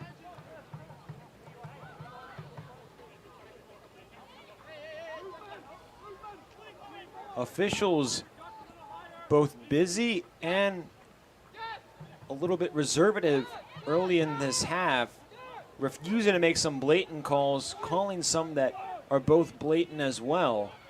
Some inconsistency along with the correct calls, but United nonetheless not coming away with anything positive in any of them. As this one out, and it'll be a corner kick opportunity for SC United. 1-0 game here for those of you asking. 56th minute. All Bantams as of late, and they have another corner. Benedict's the goal scorer for the Bantams in the 47th minute. We sat 0-0 at halftime. Into the box, played out by Moody. Top of the box kept Bantams. Loose ball, VBU tries to play ahead. Phillips has numbers in his favor. He's getting hawked down from behind. Works across, Taylor tries to step. Wanted a call, not gonna get it. Right inside the box, Bantams come away. He'll try to track down the defensive Muir. Plays to the middle. Moody takes hold. Otley back to Moody. Gibbs, Phillips, right side, centering in. Didn't have anybody going to the back post. Keeper was there to get it, Montaneau. It stays 1-0 South Carolina United here in the 57th minute. Great play by Muir, and you saw the eruption by Montaneau afterwards, shouting, I'm sure very clean terms of encouragement to his defenseman, who is arguably the most experienced and best player on this Bantams pitch right now. But the difference between Montaneau and Potter sulking, almost barking at the defense in an angry tone. Montaneau throughout the match has kept things light, exciting, as we have a whistle. Potter needs to step up in that leadership role. He's one of the older members of this team, but right now being outclassed in terms of body language by Montaneau, who's just a sophomore at UAB. Hermoso hauled down from behind on that chase. Potter will take the free kick. Keeper has been all league this season for VB United. Ball tracked down just shy of midfield. Valiente looks to work through. Otley tripped up big time. Play will continue. On the run, Bantams work near side. Sandeau gives over this time Theberge.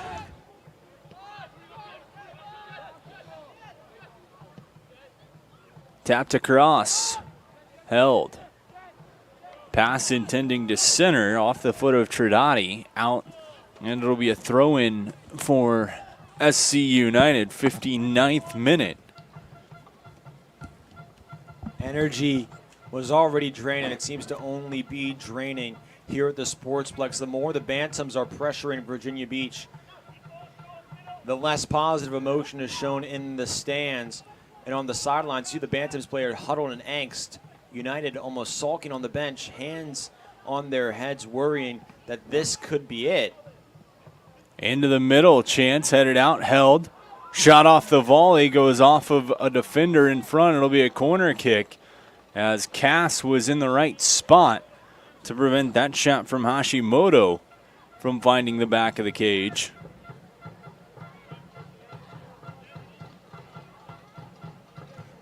United has not been held scoreless in a match, Isaac, in USL2 play since May 11th. That's the only loss of the season. Every other game, they've at least marked one, and they've either won or drew in those matches. The Bantams' defense, which we questioned early on due to its consistency, has stifled a United offense that, though it doesn't put up the same numbers, does not go away with zeros on the scoreboard. 11 straight unbeaten for VBU coming into this one tonight. As the field goal attempt is good, soccer goal attempt no good. Ball out, it'll be a throw. It'll be a goal kick for Potter. Quickly moved across and back on the restart is Condit.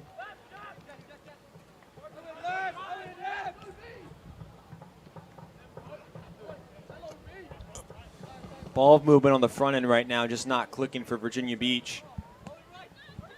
Its best look came off that first set piece in the second half. It's 6 of the match. But right now, the ball movement from Valiente and Phillips has just not been clicking with the other men in red.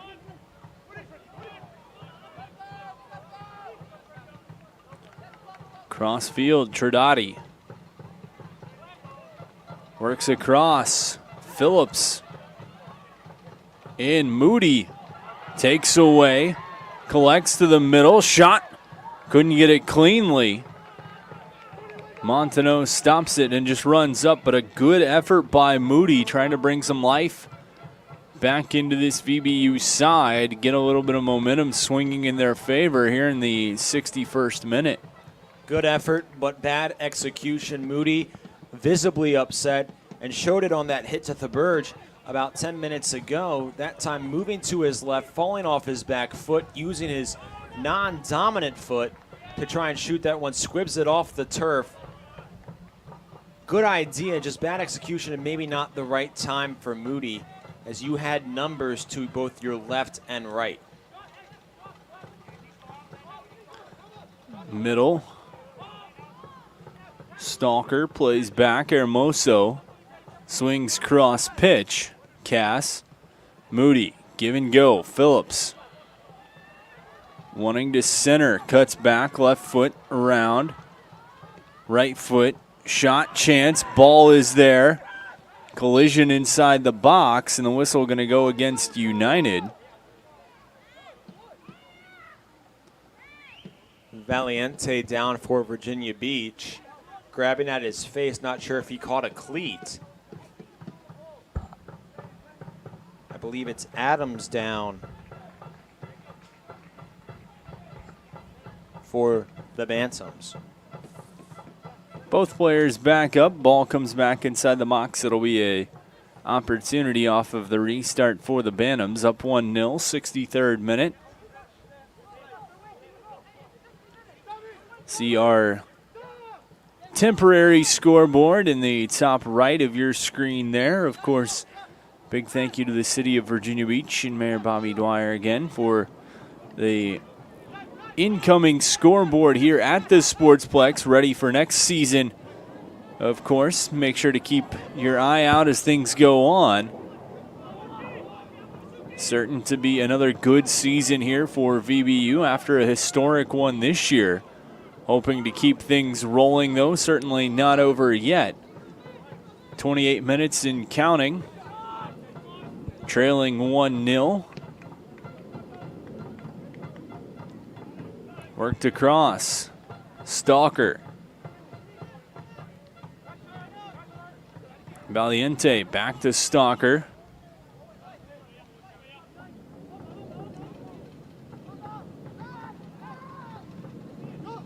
On the run, just out of the reach.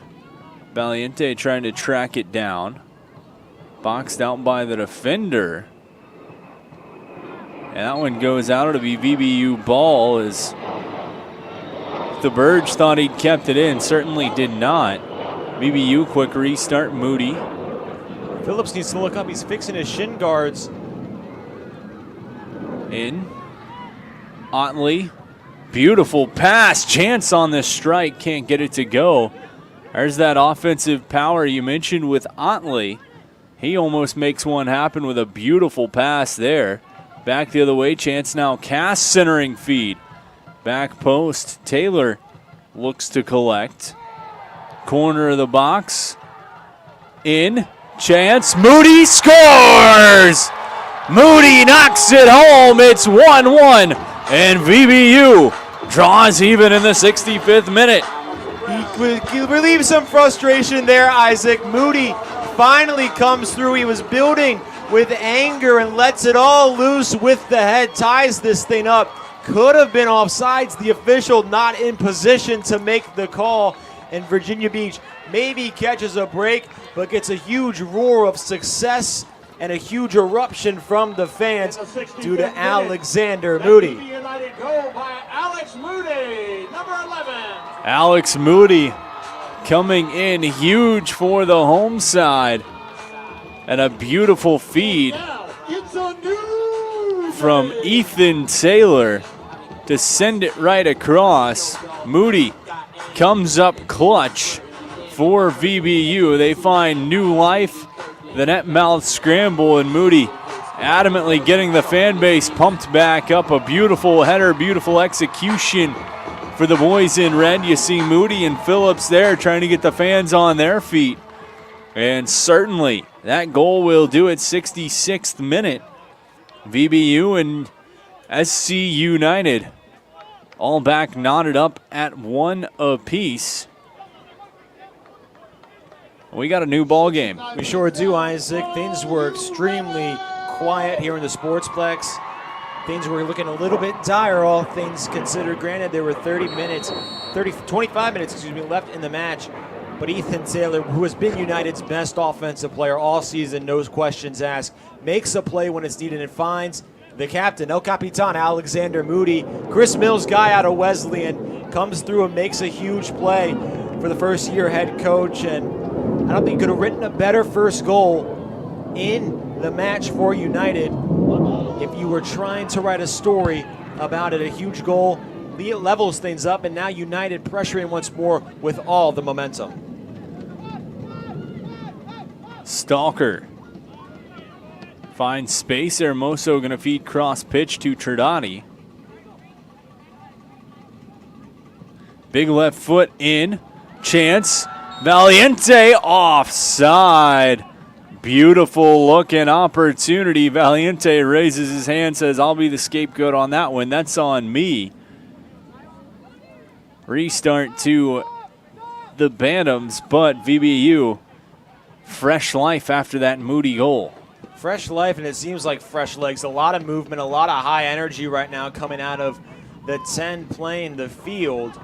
Potter has relaxed his shoulders a little bit, a little looser visibly. And Montaneau, who was physically and just visibly as well, passionate, excited, felt things were going to go their way, has calmed himself down, put his game face on for the final 25 minutes. Into the box and high, wide, long, off target. Goal kick for United. 68th minute. Potter just moves near side. Cass.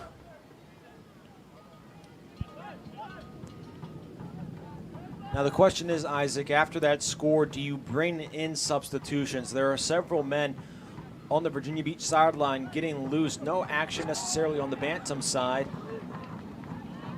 On the run opportunity, just ahead of everyone, Montaneau holds for the Bantams. Wayland up and running for United would likely come in to replace Valiente, as Wayland traditionally plays that striker position. But only time will tell. Chris Mills has to be thrilled with what his offense did in the past few moments. Stalker, Valiente to the middle, Otley.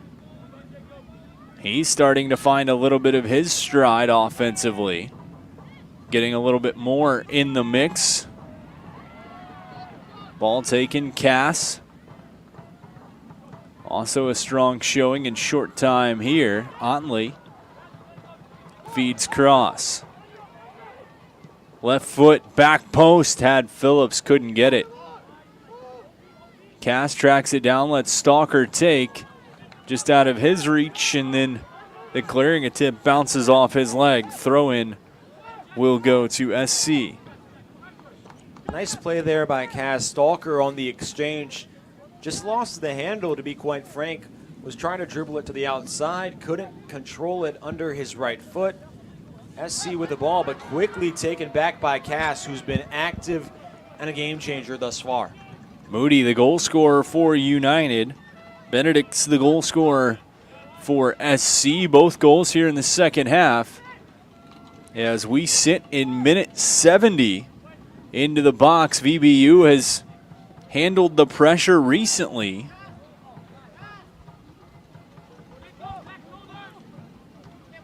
If I'm Coach Mills, I'm telling Hermoso to take a few more steps back, considering the fact he was beat on that goal by Benedict's. Play it a little safe right now. You have numbers on the friendly side of the pitch. To Giordani, gives over. Valiente leaves for Taylor, just out of his reach. They collide. That's going to draw the ire of the official.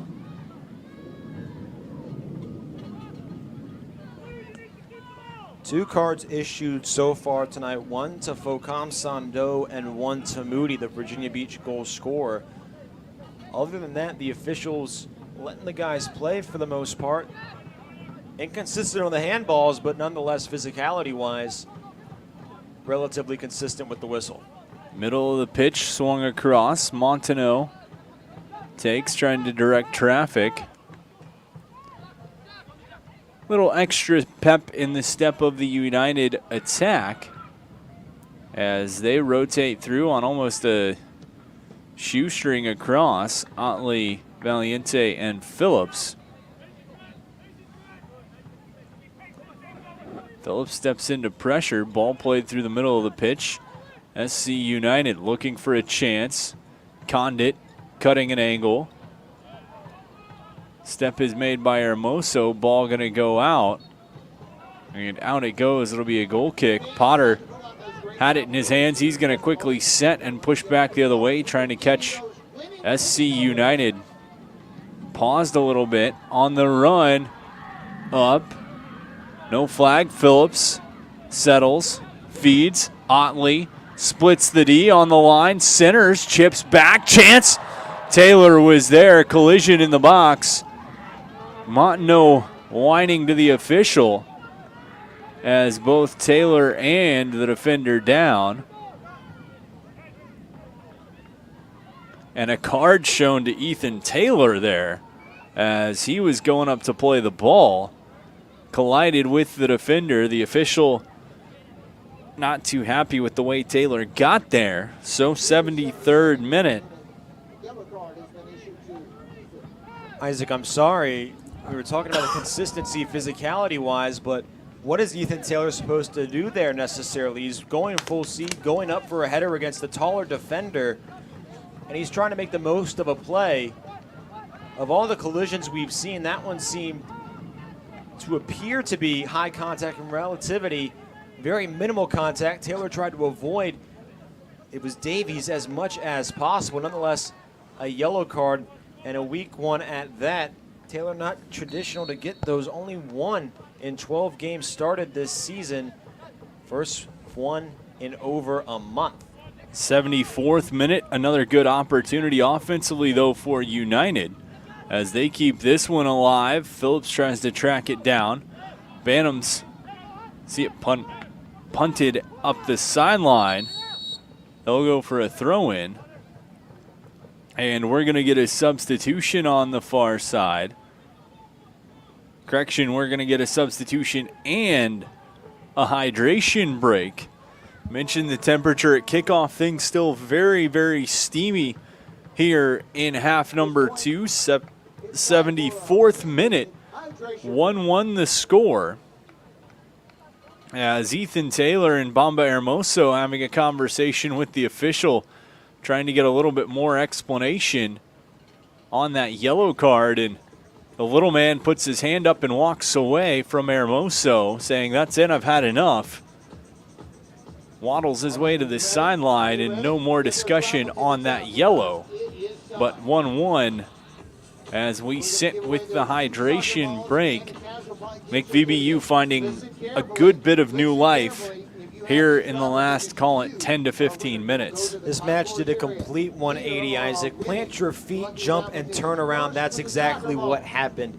The Bantams had all the momentum, especially starting with about 25 minutes into the first half, or with 25 minutes in the first half left.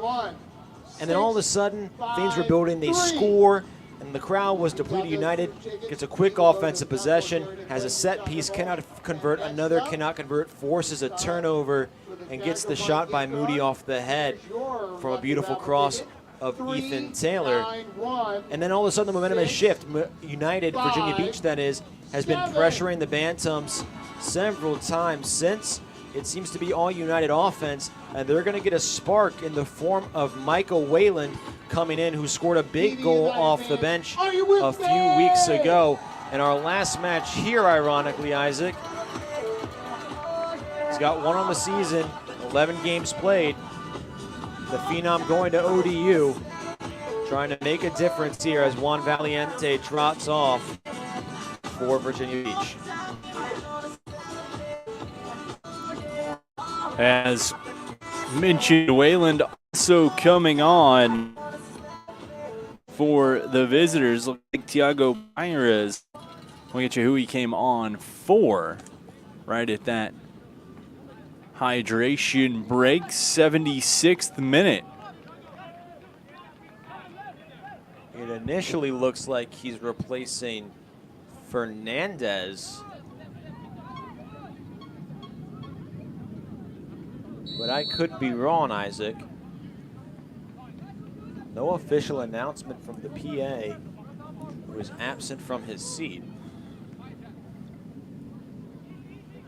The winner of this one looking for an opportunity to play at Lionsbridge on Saturday. Man, what a showdown that would be, Isaac. It's VBU 0-1-1 against the Bridge. How fitting would it be to pick up its first win in 5 years against the Lionsbridge in a postseason setting, in its best and most historic season ever. But first, for VBU, they've got to find a way to take the victory here. Taylor pressures, ball coughed up, United. Otley gives Moody, far sideline, hemmed in, taken away. Turnover, Bantams trying to counter with speed. Instead, they'll just feed back to midfield, slowing back down. Collected up, tapped across. This time it's Adams. Hashimoto to the middle, spin move, collision. Whistle gonna go on Condit.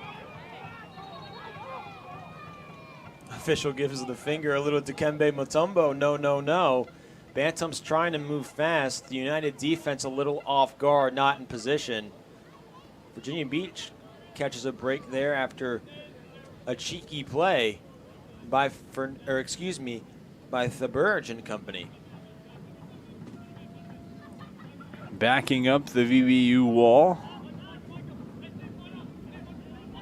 Phillips and Wayland. Wall moves to one man. Wayland standing solo. Chip into the box, up. Potter going to watch it, sees it go over his head. It'll be out for a goal kick for United. 79th minute, 1-1 the score. Inching ever so closer to that final whistle. If the match does go past extra time and we're deadlocked at a draw, it's 2 15-minute halves with a 2-minute intermission in between. No golden goal, and then it's PKs if it does come to it. Wayland, header pushed ahead. Phillips settles with the foot. Tries to split the D. Had a latecomer pull it away. It was Pires who sends it out. Throw in for United. 80th minute. Into Moody.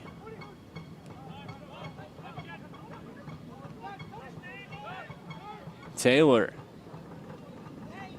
Give and go, man. Shoveled down from behind. VBU gets the call this time. Opportunity on the set piece.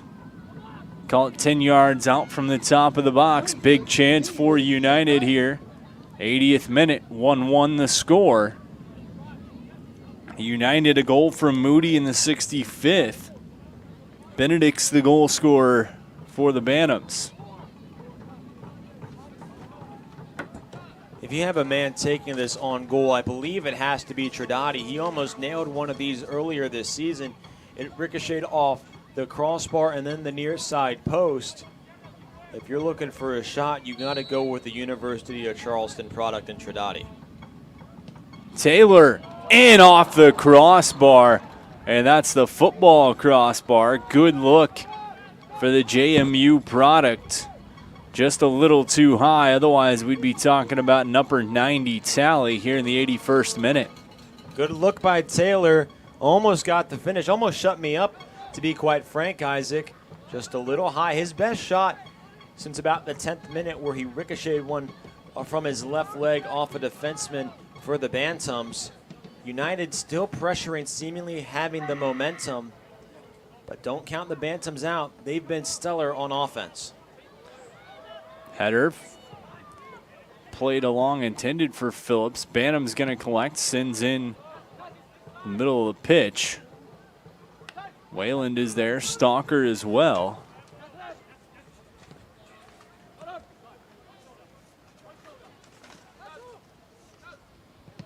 Good play by Moody there to stifle the ensuing Bantams possession, but they get it back quickly. Left side of the pitch, trying to find space. They'll move. Sandeau cuts to the middle. Lumbers his way before feeding back to Pires. On the run, far side, goes out. It'll be a throw-in for United. Good positioning and good angling by Tradati creates that. Mills very, very reservative with using the substitutions. We usually see a new look attack as we inch towards the 70th minute. We've seen one substitution in Wayland, but McCloskey's still on the bench and Ruddy's still on the bench, and that's likely because if things go to PKs, you can only use the 11 on the pitch, and he wants his best 11 out there if things do come to that. Played back across. SC. Down the line, Hashimoto cuts to the middle. Swings back, Adams.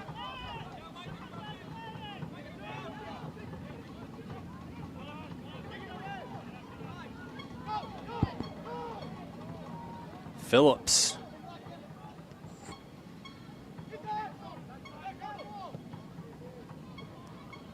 Cross for Taylor. Off the chest, cuts to the middle. Trying to create space, feeds Stalker. Has a man far side. Cass into the box. Thrown down by the jersey.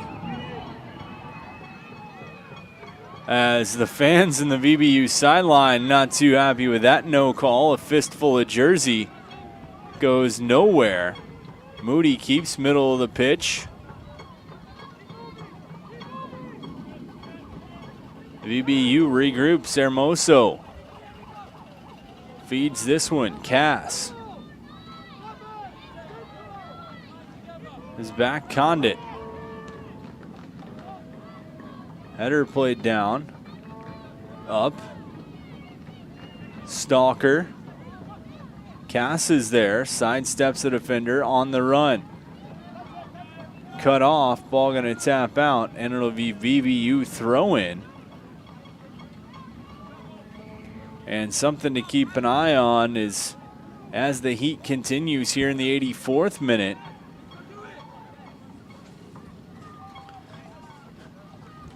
We see some guys starting to stretch a little extra. See how the heat continues to play a factor. Moody quickly gets it back from Condit. Swings cross field, Trinati.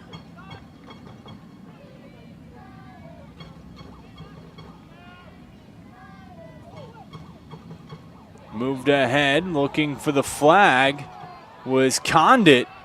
Ball loose, no flag up. Another near fatal mistake by Hermoso. Fortunate that Trinati and Condit were there to back him up, because if not, it was a golden path, a yellow brick road to the goal. And boy, oh boy, would that have been a dream come true for the Bantams. 85th minute, 1-1 the score. Potter boots it. Bounces over the head. All the way down. Bantams will look to Turner and Byrne. Sideline. Space. Far side. Looking to center. Back post. Hashimoto back into play. Ball loose. And put toward the sidelines by Stalker. He cleans it up. Hashimoto just saved that one from going out. As we're going to get a substitution from SC United.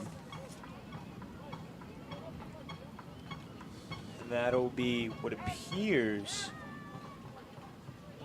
And nope, no substitution coming. Oh, now they are going to substitute. Mixed signals all around.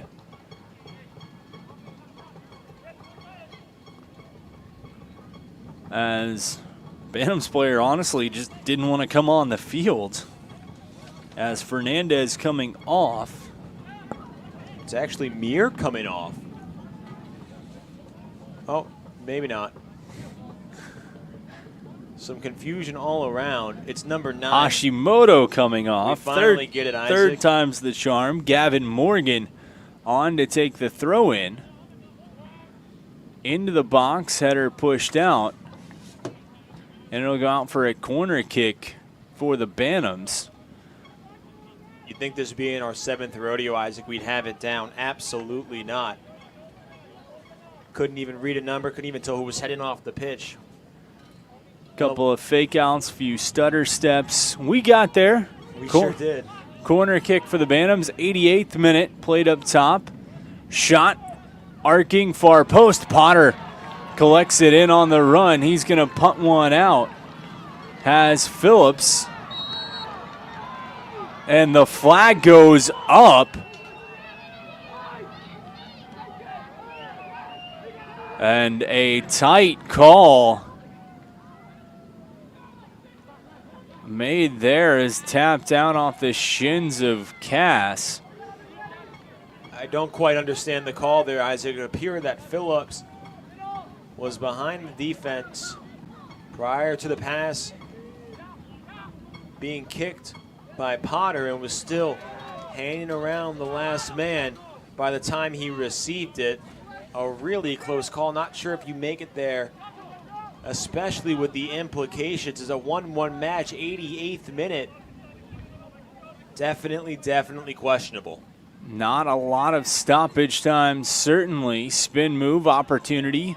SC United centering that one over and onto the back of the net. It'll be a goal kick for VBU and Griffin Potter. Here in the 89th minute, not much stoppage time, certainly. 1-1 the score.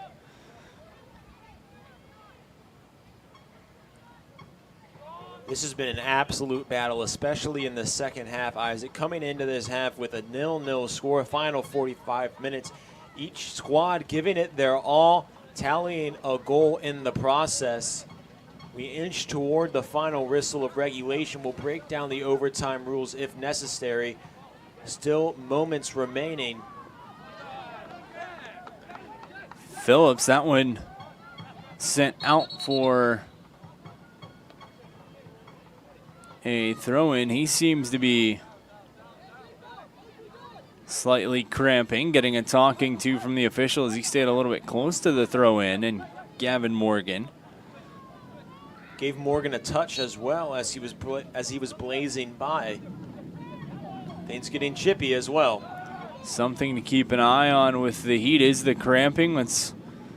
Phillips, the second player we've seen pause to try to stretch out what could be a cramp as Potter steps up, collects that. He's going to feed to Cass on the run. Phillips, manned up one-on-one, stops, tries to cut back. He's shoved to the turf by Phillips. Going to get the call that time. 90th minute. Free kick by VB United upcoming. Far sideline opportunity in the waning moments of regulation.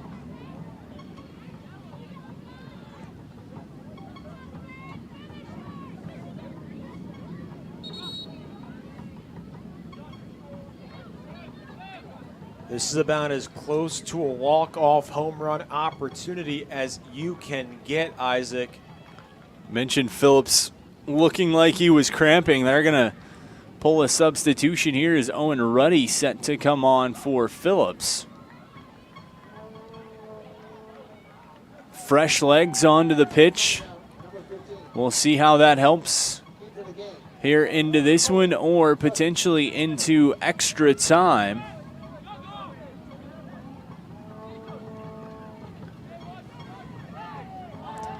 Tridati set to take.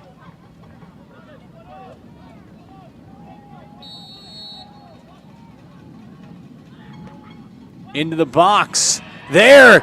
Shot! And that one tipped over the post. Hermoso was there. A beautiful opportunity and a good look. As Moody trying to pump the crowd up, the captain almost called game, set, match. It's going to be a corner kick for United. 92nd minute. Stoppage time running down. 1-1 the score. Left foot in, back post, up. Tapped off, Wayland. Feeds up, Tridati. Step back, give.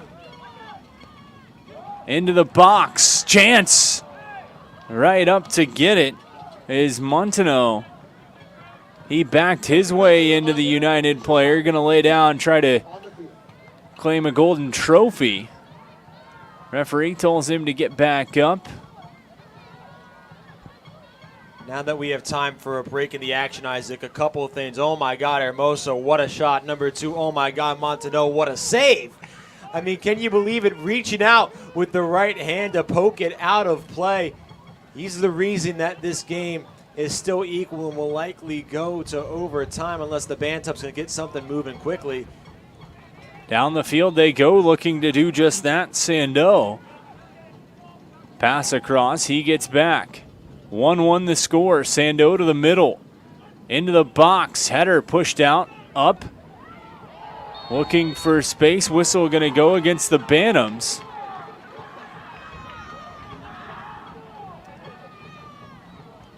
What a match this has turned into, Isaac. We were talking at the break off the air just about how it seemed like nothing was happening at times, and now every second is full of so much emotion and tenseness.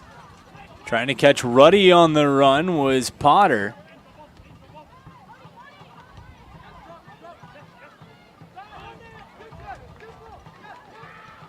Condit works across, Tridati. Into the box as Wayland was trying to cut through his man. Referee checks his watch. VBU pressuring. Bantams trying to get some opportunities of their own here in stoppage time. 1-1 the score. The Bantams scored in the 47th minute from Benedict's before Moody on a beautiful cross from Taylor, evened it up. Collision and shove down. Play will continue.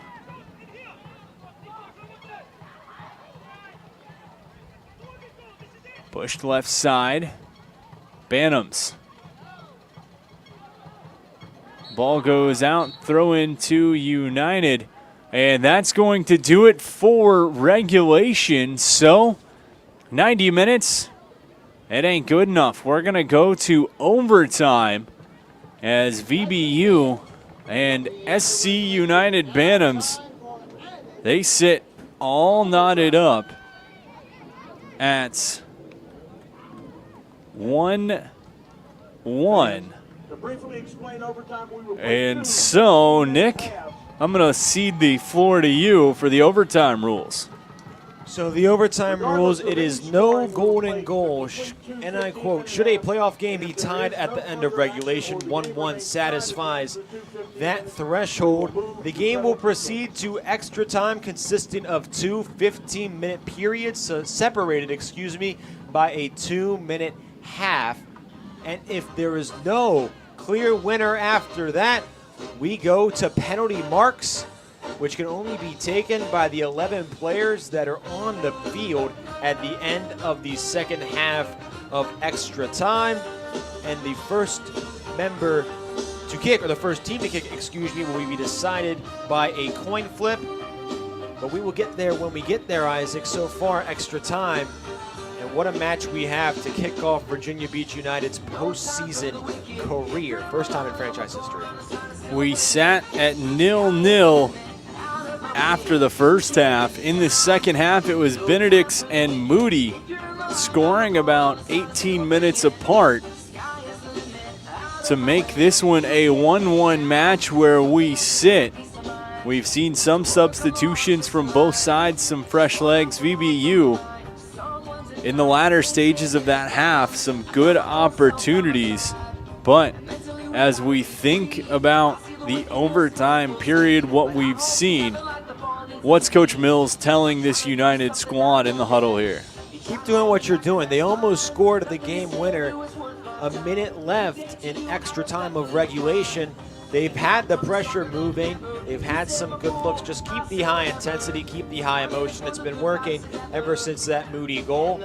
And on the other side, if you're the Bantams, keep things composed. Take some pressure off Montenot, who has been working all night tirelessly to keep this United offense at bay, especially in the latter portions of the second half. And you need to find your best players as well if you're the Bantams. United found Moody, they found Taylor on the assist, they found Artemoso on the near game winner.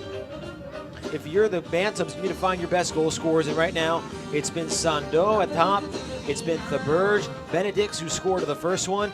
Find your guys, keep it there, and let them make a play. VBU and SC United Bantams headed to extra time here in the playoffs. A date with Lionsbridge on the calendar. Who's going to punch their ticket to that? Only the next 30 minutes or potentially more will tell. And Isaac, do we have a potential date for that game, or is that TBD? July 19th. So a quick turnaround after a hot one on what's going to be another hot day here in the Tidewater region. A tiring game for both teams, but an absolutely lovely one. And thankfully, things will cool off by Friday, as is predicted by the experts. Rain showers expected to cool things off by about a dozen or so degrees as we move forward towards the end of the week. But I don't even know why we're looking forward to it. We still have 30 minutes at least of soccer to play here at the Sportsplex, not at that 1-1. Unfamiliar territory for many of these United players, especially in USL to play the Bantams. They've been here before. Can they execute is the main question. Overtime half number 1.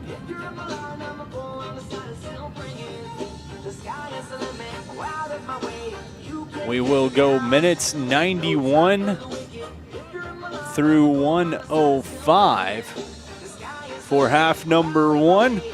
And then, of course, minutes 106 through 120 for half number 2 of overtime.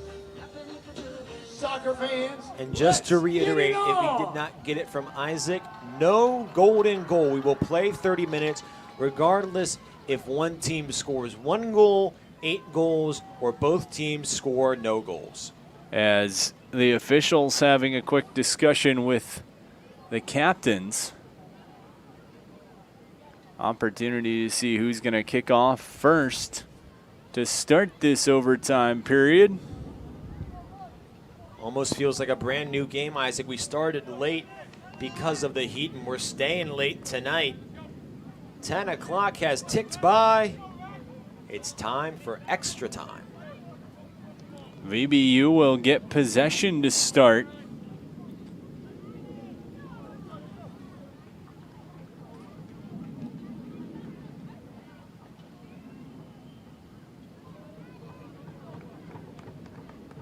We will see for United how these upfront substitutions might be able to come in.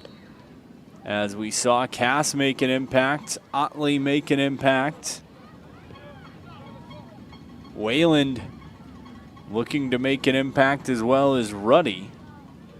Bantams fewer substitutions, but more bodies available potentially. Should they go to, United will just swing this one back around. But if you're looking at the remaining United substitutions, long ball looking for Wayland. Loose in the box, tracks it down. Pushed out, and it's going to be a corner kick for United. As Wayland, good work on the run. 8th corner for United. Tridati takes his time to trot over there, letting his squad get set. As I was saying before, the through ball to Wayland, it's Mohammed and McCloskey, the 2 field players remaining on the bench, both forwards. And I'm not sure if you're Chris Mills that you want to take out Ethan Taylor, who's played phenomenally tonight, responsible for the assist. You've already replaced a pair of forwards. I'm not sure if you move Ruddy to the midfield, but we will see. Ball in, curling, back post, header. Hermoso was there, kissed it wide. Good chance again by Hermoso, and United still yet to capitalize. Seems as though Virginia Beach has found its rhythm off the set pieces, though, as of late. And they're making the Bantams work for every stop they get. Goal kick, quick restart. Muir swings up near side, trapped off of Ruddy. VBU trying to say that it had gone off the defender.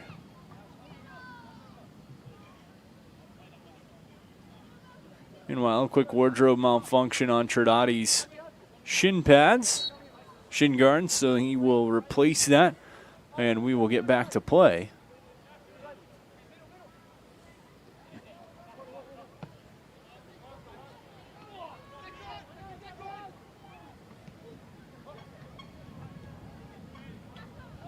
Moved up, tapped, Condit. Out of reach, taken back. Tripped up, head through. Hermoso plays back. Potter fumbles it. We got a Bantam down rolling in agony right in front of the box. Holding up what looks like it might be a cramp as Hermoso, ever the gentleman, goes over to help stretch him out. It's the heat, Isaac. We talked about it, and we're not just in 90 minutes anymore. We're heading towards 120, possibly more. Nice play by Cass on the recovery. Didn't get the call on what appeared to be a foul. No whistle, but saved an ensuing possession by the Bantams. They were charging down the pitch towards Potter with numbers and not a whole lot of red jerseys to stop them. So Cass, the substitution, makes an enormous play that you won't see on any stat sheet, but if you watch the match and you know, you will know. as they say.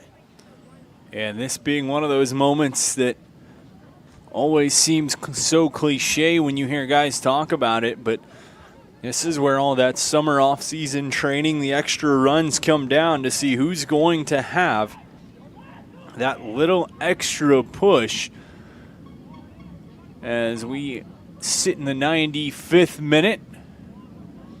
First half of this extra time, this overtime, going to minute 105. So about 10 minutes left in overtime half number 1. Thanks for tuning in with us with this one. You'll get a 2-minute break in between overtime half 1 and 2 or half 3 and 4. Just about enough time to go pop a bag of popcorn, grab a soda, come right back and join us as the Bantams play ahead, looking to get some offense instead. They're just going to move back to Muir. Or if you can take a really quick bathroom break, then do it. Who knows how long we'll be here if we're still knotted up after the extra 30. Play ahead, Ruddy. He sprints on. Muir sizes him up. The ODU product. Tapped, that one gonna go, stays VBU ball. Ruddy wanted to go quick on the throw in, but a calming Trinati says, hey, let's slow this down, let's find our spot. I'll give to Stalker.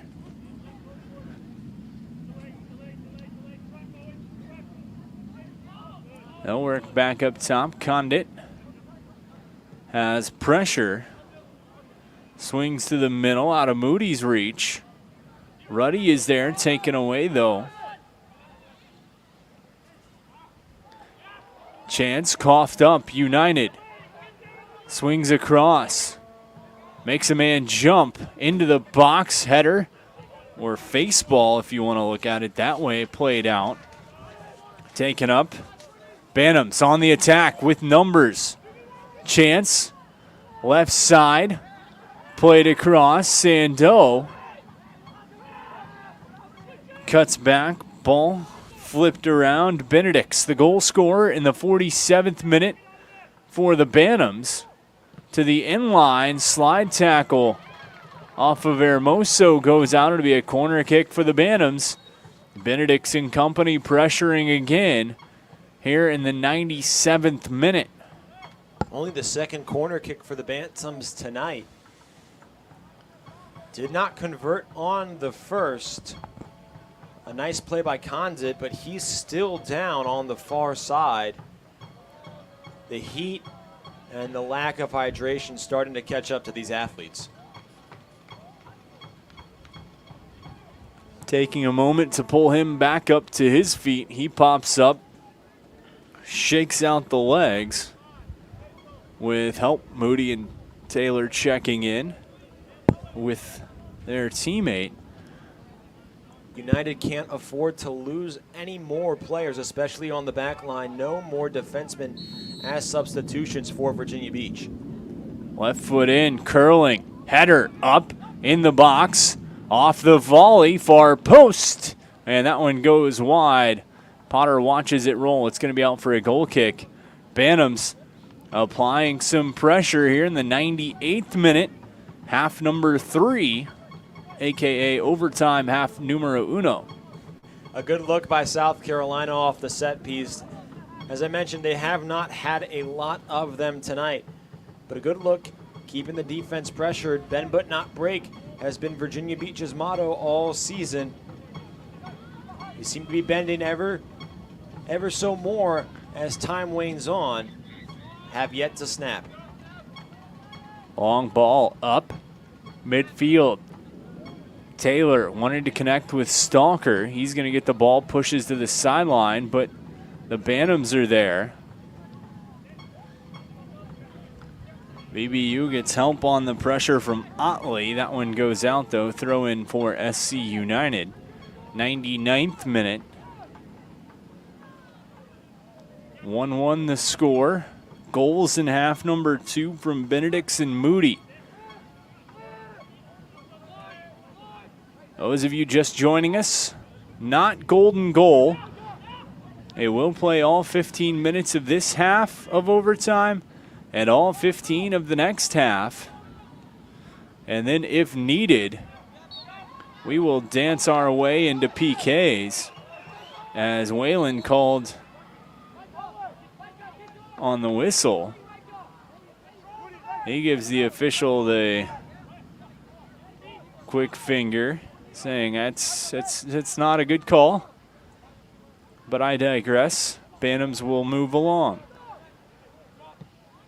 Trying to go for the long ball to Fernandez. Trudati is there, but can't collect. Bantams look across. Opportunity. LeBurge.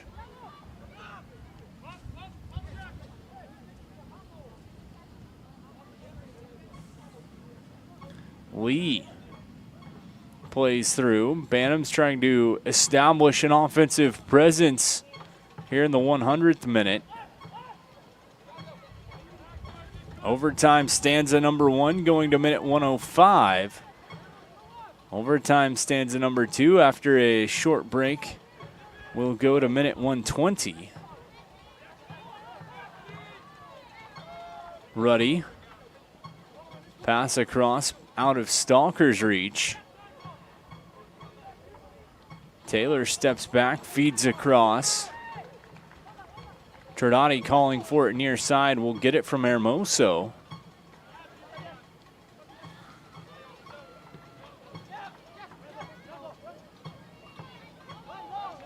Tapped off, throw in stays with United. Trudati will look for it. Lays up to Moody right in front of him, who gives it back. Trudati to the middle of the pitch. In the air, on the run. Opportunity. Otley gives shot far side, and it was Wayland. Tried to sneak it past the keeper and couldn't. Just got a little bit on top of that. Didn't quite get it all. A good look by Wayland and a great move by Otley to get rid of it as he was crashing inside with Bantam surrounding him. A great look by United. Wayland, usually a booming foot, just misses that one by inches. Minute 102. Hermoso puts it right out. Bantams looking to move quickly. Fernandez off the throw in. United with a chance again. Ruddy up to Wayland. Gives for Moody, right back to Ruddy. On a little spin move around the defender. Nothing going. Bantams will keep on the sideline. They tap it out. Ball will go to United. Moody gives way on the throw-in. 103rd minute. Up to Wayland. There. Out. Otley takes the throw-in for United. No, drops and will leave. Trudati will make his way up to the ball. Trudati going to take his time. Give his team a bit of a rest. Bantam's not making a whole lot of substitutions either. Many men on the pitch for all 103 minutes and counting.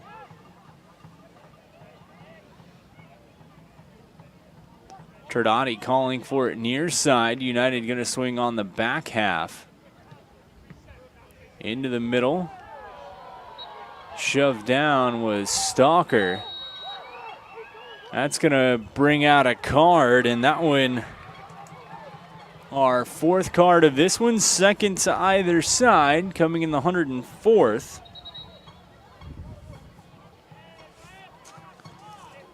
As that one shown to Benedict's, I believe. It was actually, I think, Lee making it his 3rd on the season for the Korean. He's played in all 15 games now for the Bantams, started 8 of them.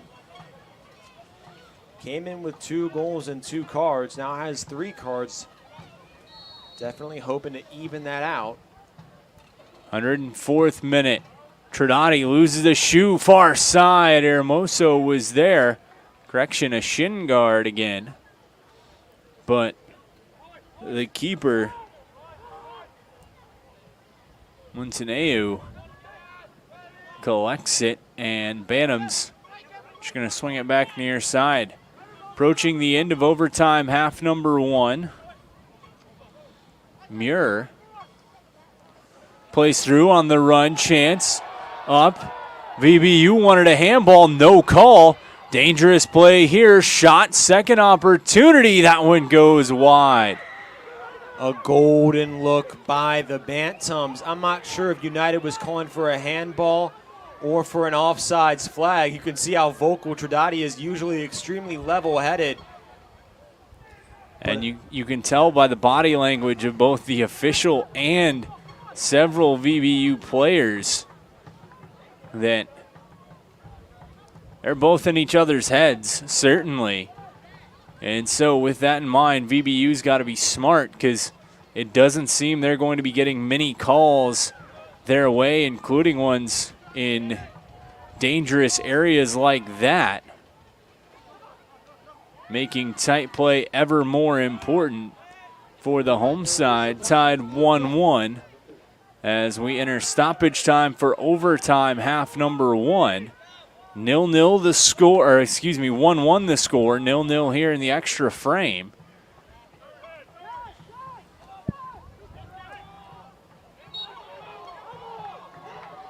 They're going to call a handball. As Sando tripped up, fell right on top of the ball. Meanwhile, United cutting through. Otley hauled from the back of his jersey, as that's going to be Lee again. A couple of the Bantams players pointing at the United players, arguing with the officials. So both sides getting after our head man in this one. Here is tempers starting to raise in the overtime stanza. Moody, Hermoso, and Taylor meet at the free kick.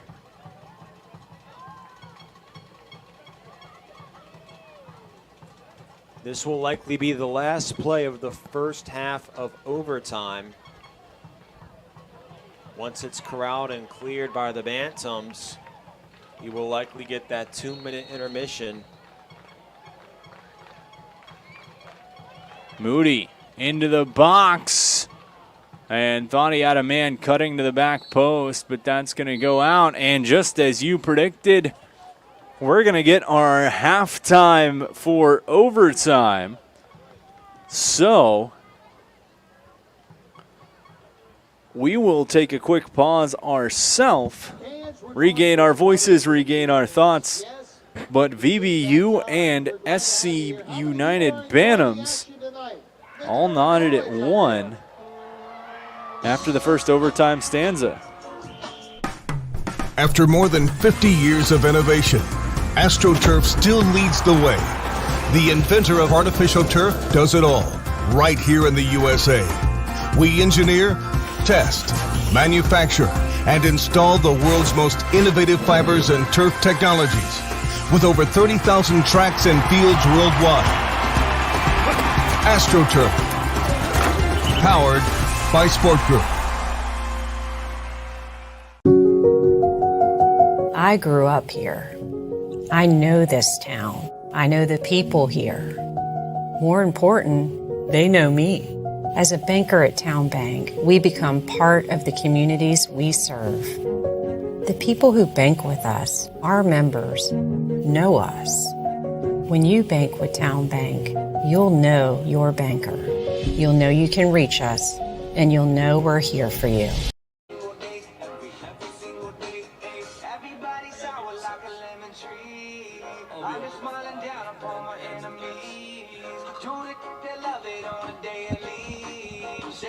All right.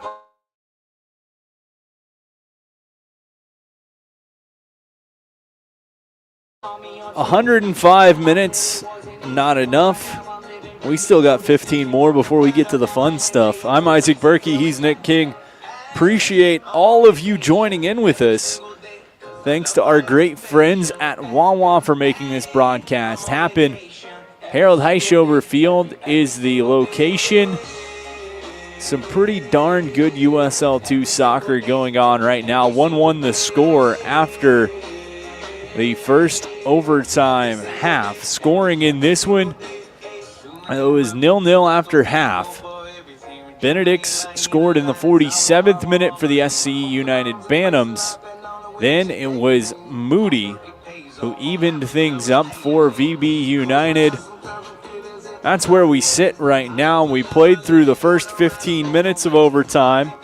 Nobody felt like scoring, so we're going to head into the second 15 minutes of overtime. And we'll see what this holds for us, Nick. We talked about thoughts after the opening half. VBU had some good chances. Bantams answered back kind of towards the end there, but certainly we're seeing fatigue start to kick in both mentally and physically, and something to keep an eye on as this one continues on. Extremely. Fatigue has been an issue. We already saw several players cramping, some removed due to the extreme heat that we're seeing and the waning toll it takes on the body. But as one famous person once said, who's going to carry the boats, who's going to carry the logs? And that's what it's going to come down to, who wants it more mentally. The bodies are naturally going to fail, especially with the extreme heat and the extreme work and pressure they've been put through. But it comes down to who wants it more. Both teams had their looks in the first frame, had some mistakes. It happens. But it's going to come down to who wants it more, and that'll be the dictating factor. And dictate if we go to PKs or not. Opening kickoff was to SC United. Ball through middle of the pitch. They're in blue, VBU in red. If you're just joining us, you're a little late, but better late than never. Still plenty of great action left to be played out in this one. Appreciate you tuning in with us. As the goal kick for Griffin Potter. VBU this season, one of the stingiest defenses in USL 2. SC United, one of the most high-flying offenses in USL 2. They've met for what's a stalemate so far in this one, and a beautiful game at that. Ball played up towards midfield. Over Whalen's head, taken by Taylor. This United defense has only allowed 2 goals one time this season, and that came on July 6th at Lionsbridge in a 2-2 draw against the rivals in Newport News. Sando, ball down, and that out. They're going to say it's a throw-in, or excuse me, a corner for the visitors. Nope, I was right the first time. Sorry about that. Throw in for the visitors. Gavin Morgan to take it to the middle. Flag goes up. Hermoso with a great catch, drops it behind him, and Potter will get the restart going.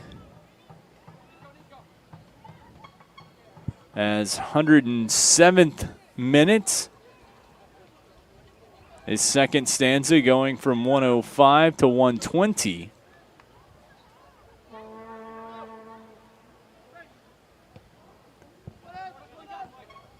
Essentially one look on either side in the first frame, and uh-oh, here come the Bantams. As tapped out throw into United. Frustration palpable from both teams. Hermoso, a quick tap to Tridani. Pressure applied on him. Benedict's the goal scorer. Tridani going to trot away. Sideline. Taylor taking off his foot. Throw in to South Carolina. Moody challenges. Ball worked up, trying to close the gap. Was Cass. They're going to say throw into the Bantams. Morgan will take it. Tries to go for a stroll up the sideline, directed backwards.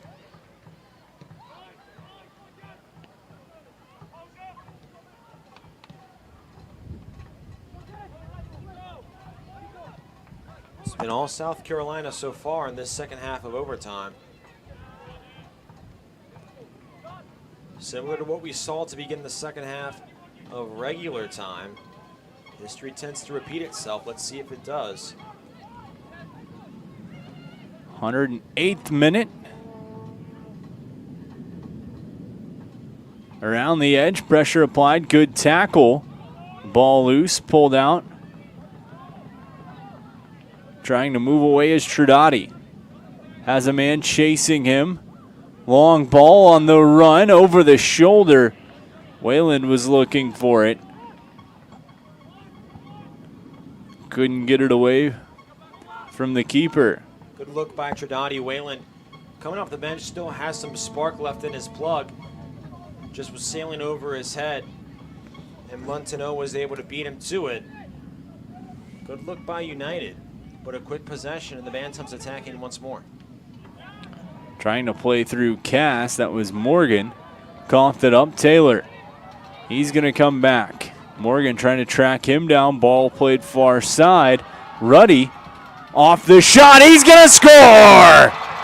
Ruddy tucks one past, and in the 110th minute, VBU takes a 2-1 lead. The feed from Taylor over to Ruddy, and Ruddy sends it home. It's 2-1 United. United's biggest playmaker comes in and makes a play when it matters most. Finds Owen Ruddy, who had one goal all season coming into tonight, and scores the goal of the season for United off the bench. Absolutely spectacular stuff here from Virginia Beach, and if they can survive another 10 minutes, they move on to Newport News. In the 115th minute, that VB United goal scored by... As Owen Ruddy, we mentioned the fatigue off the bench for some guys, the fatigue, Ruddy coming off the bench. Able to make it 2-1. That's absolutely spectacular stuff from a guy that's been a team player all season. He's played the back line, he's played the midfield, and tonight he's on attack, and he makes a tremendous play to push Virginia Beach into a one-goal lead over the Bantams. Unbelievable. And this historic run for VB United continues as they're going to make a substitution. Stalker comes off. Looks like, I believe, McCloskey coming on. United going to opt for fresh legs for the defensive purposes. Still plenty of time, though, for the Bantams.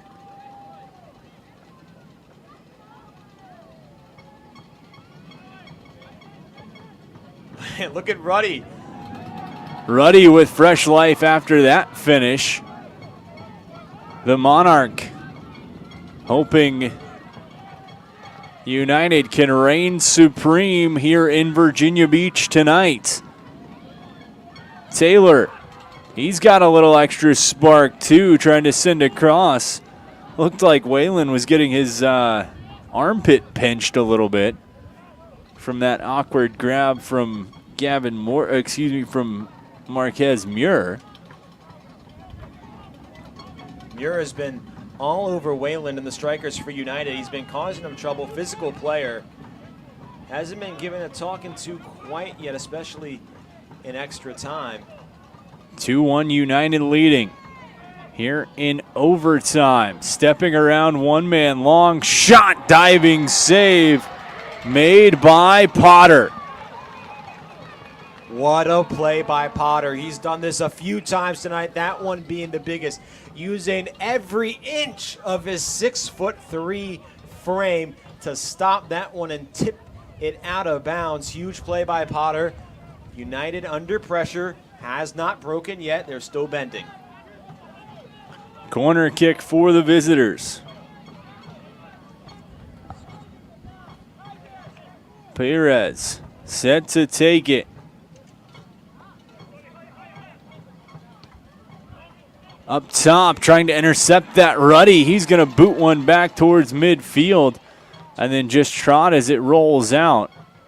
The Bantams coach quickly running ahead to snag it for his team for the throw-in. Time of the essence. United not a man over midfield. All 11 playing the defensive spot.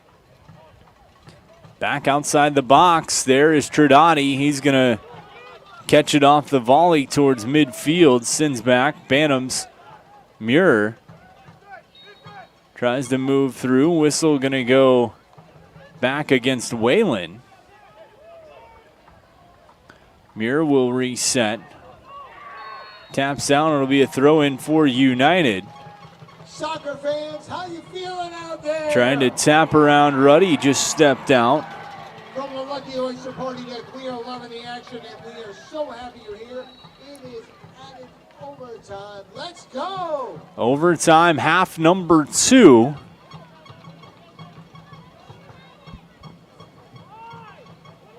The air is thick right now with anticipation and anxiety.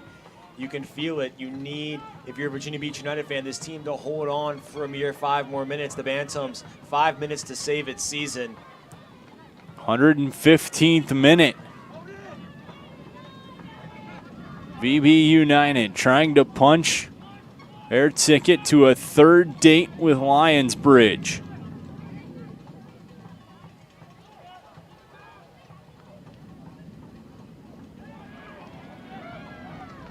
Pulled out. McCloskey, fresh legs, tries to step past the defender. Stopped by Muir. Steps in on the attack. Ruddy. Fresher legs prevail. Ball sent down the sideline, trying to center. Chance there. Cleared almost off the body and out. It's going to go for a goal kick. Dangerous space, dangerous opportunity, but it stays out of Potter's net. United leading 2-1 here in the 116th minute. That's the Burgess' second great look in overtime. Had the first one that sailed wide of the goal from the far side in the first half. That one just high, had an open look at net. The Canadian just couldn't get it to go. The best look for the Bantams in this part of extra time. Hoping to get another one and capitalize. Potter just gets it as far over midfield as he can. With some help from McCloskey, gives to Taylor. 2 assists on the night. Certainly has to be in the running for man of the match. All 117 minutes played so far, 2 assists. And he's been a crucial piece of this United team all season, but especially tonight. Bantams arguing because United taking their time on the throw-in. She's going to try to chuck it down deep as Morgan tosses Whalen to the deck. Free kick opportunity for United. That's happened a few times. Whalen finally gets the call, and Davies, oh my goodness, in the official's ear. I'm not sure if he saw the last player, if he was too busy bickering. Davies not going to make any friends with the officials. We talked about VBU trying to jostle for calls. Davies not going to get any calls his way if he keeps that one going on. Both sides have had their fair share with the officials. As Moody, quick tap to Wayland. He's going to run to the corner. Holds. Good little sneak attack there. Played back up top. Whistle goes against Moody, it looks like. I'm unsure what the call is, Isaac. SC United Bantams playing back across the line, far side. 118th minute, 2-1, Virginia Beach United leading. Thanks to Owen Ruddy's tally. 110th minute. Up, collected, pounced down. Potter gonna try to bide as much time as he can. And that's what United's doing. You saw it on the corner opportunity. Potter, though, collects that one. It's usually an easy save. Nothing in the back of Potter's mind when it comes to those in a normal match. But you could tell he held his breath a bit when that one came up, knowing the implications and what would happen if it fell in front of him as we reach the 119th minute here at the Sportsplex. Of course, plan for stoppage time in this overtime half, but don't expect much. Throw into VB United. Tick, tick, tick, ticking away. Trying to punch their dance ticket to see Lions Bridge winning this play-in game here for the USL 2 playoffs. Tick, tick, ticking, and party. Sounds like we're about to get a Kesha song in here. Tick-tock on the clock, but the party. I don't know the rest, Isaac. I'm sorry, I'm not a big Kesha fan. But I know the reference. Throw in far side. Sounds like I heard 3.5 minutes on the field and extra time after the 120th minute is over. Toss to the sideline. It's going to be a throw-in, or excuse me, a free kick opportunity for VBU. You can see some frustrated body language from some of the Bantams. VBU just trying to take as much time as they can. Kicking that one out, throw in to SC. 120th minute.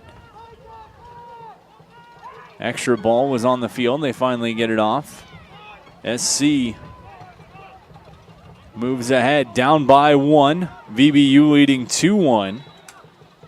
Ruddy's goal in the 110th minute, the difference. We sat 1-1 after 90. We sit 2-1 after 120. At least 3.5 minutes of stoppage time set to be played. Ball goes out. It'll be a goal kick for VBU. Potter, a wily vet, walks his way over, taking his time. The bells are starting to crescendo. The patented Virginia Beach United cowbells. You can hear them ringing.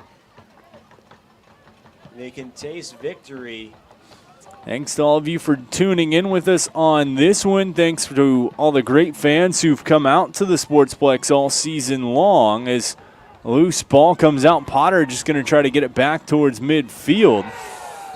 Ooh, nasty play there by Tridati. Going up with the cleat, connecting with the head of Lee. And Trinati going to see a yellow handed to him.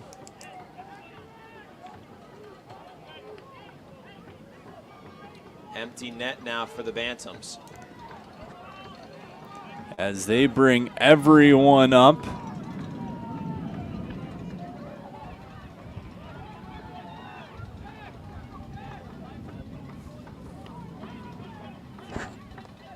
This could be it, Isaac. This could be the Bantams' last chance. Into the box. Potter grabs and holds. He looks for a chance. He's going to punt towards midfield. Keeper on the run. Taylor tries to track it down. All the way back. They're going to feed back to the keeper. He skies one up. Moody is there. Header ahead. Taylor. Offside, he drops it. Bantams back on the attack. Time running out. VBU up 2-1. The goal from Ruddy in the 110th minute. We're going to get a whistle on United. Sets the Bantams up for an opportunity off the set piece in good position. Fans, this reminder, keep trying to roll it more and more forward. Montano appears to stay back for this one. And now he'll head up.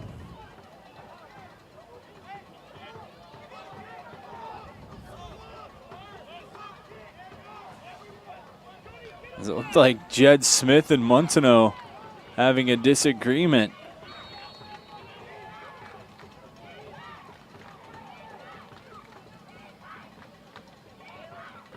as Pires into the box. Potter up to grab it.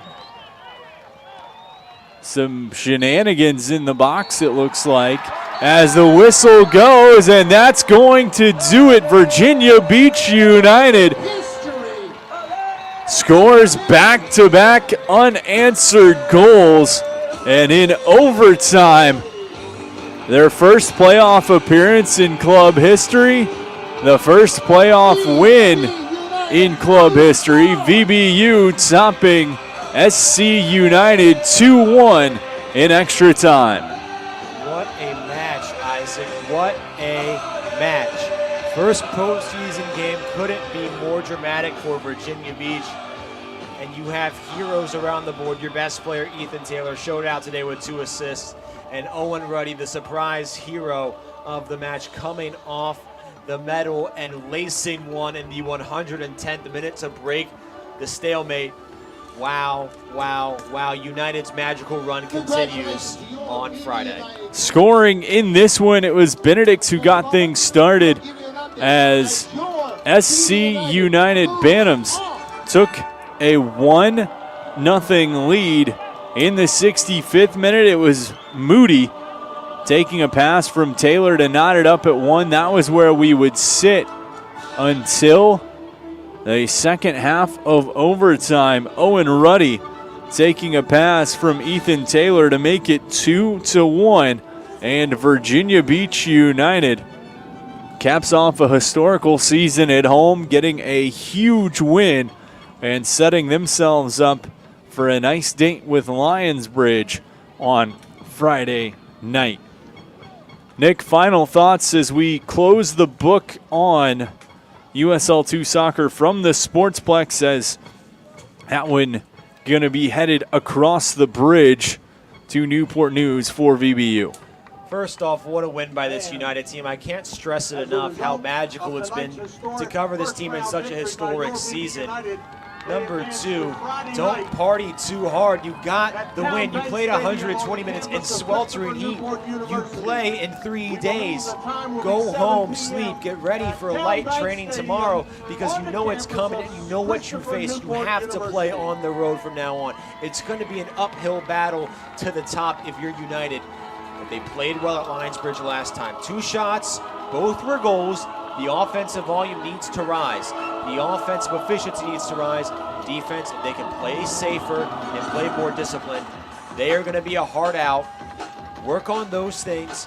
Go into the bridge Friday with a chance to make history and keep this season alive. What a game from every man who stepped on the pitch. Both South Carolina and Virginia Beach, a hard-fought battle. No shade at all to the Bantams. They fought in a hell of a game, a long one, a hard one, a physically grueling one.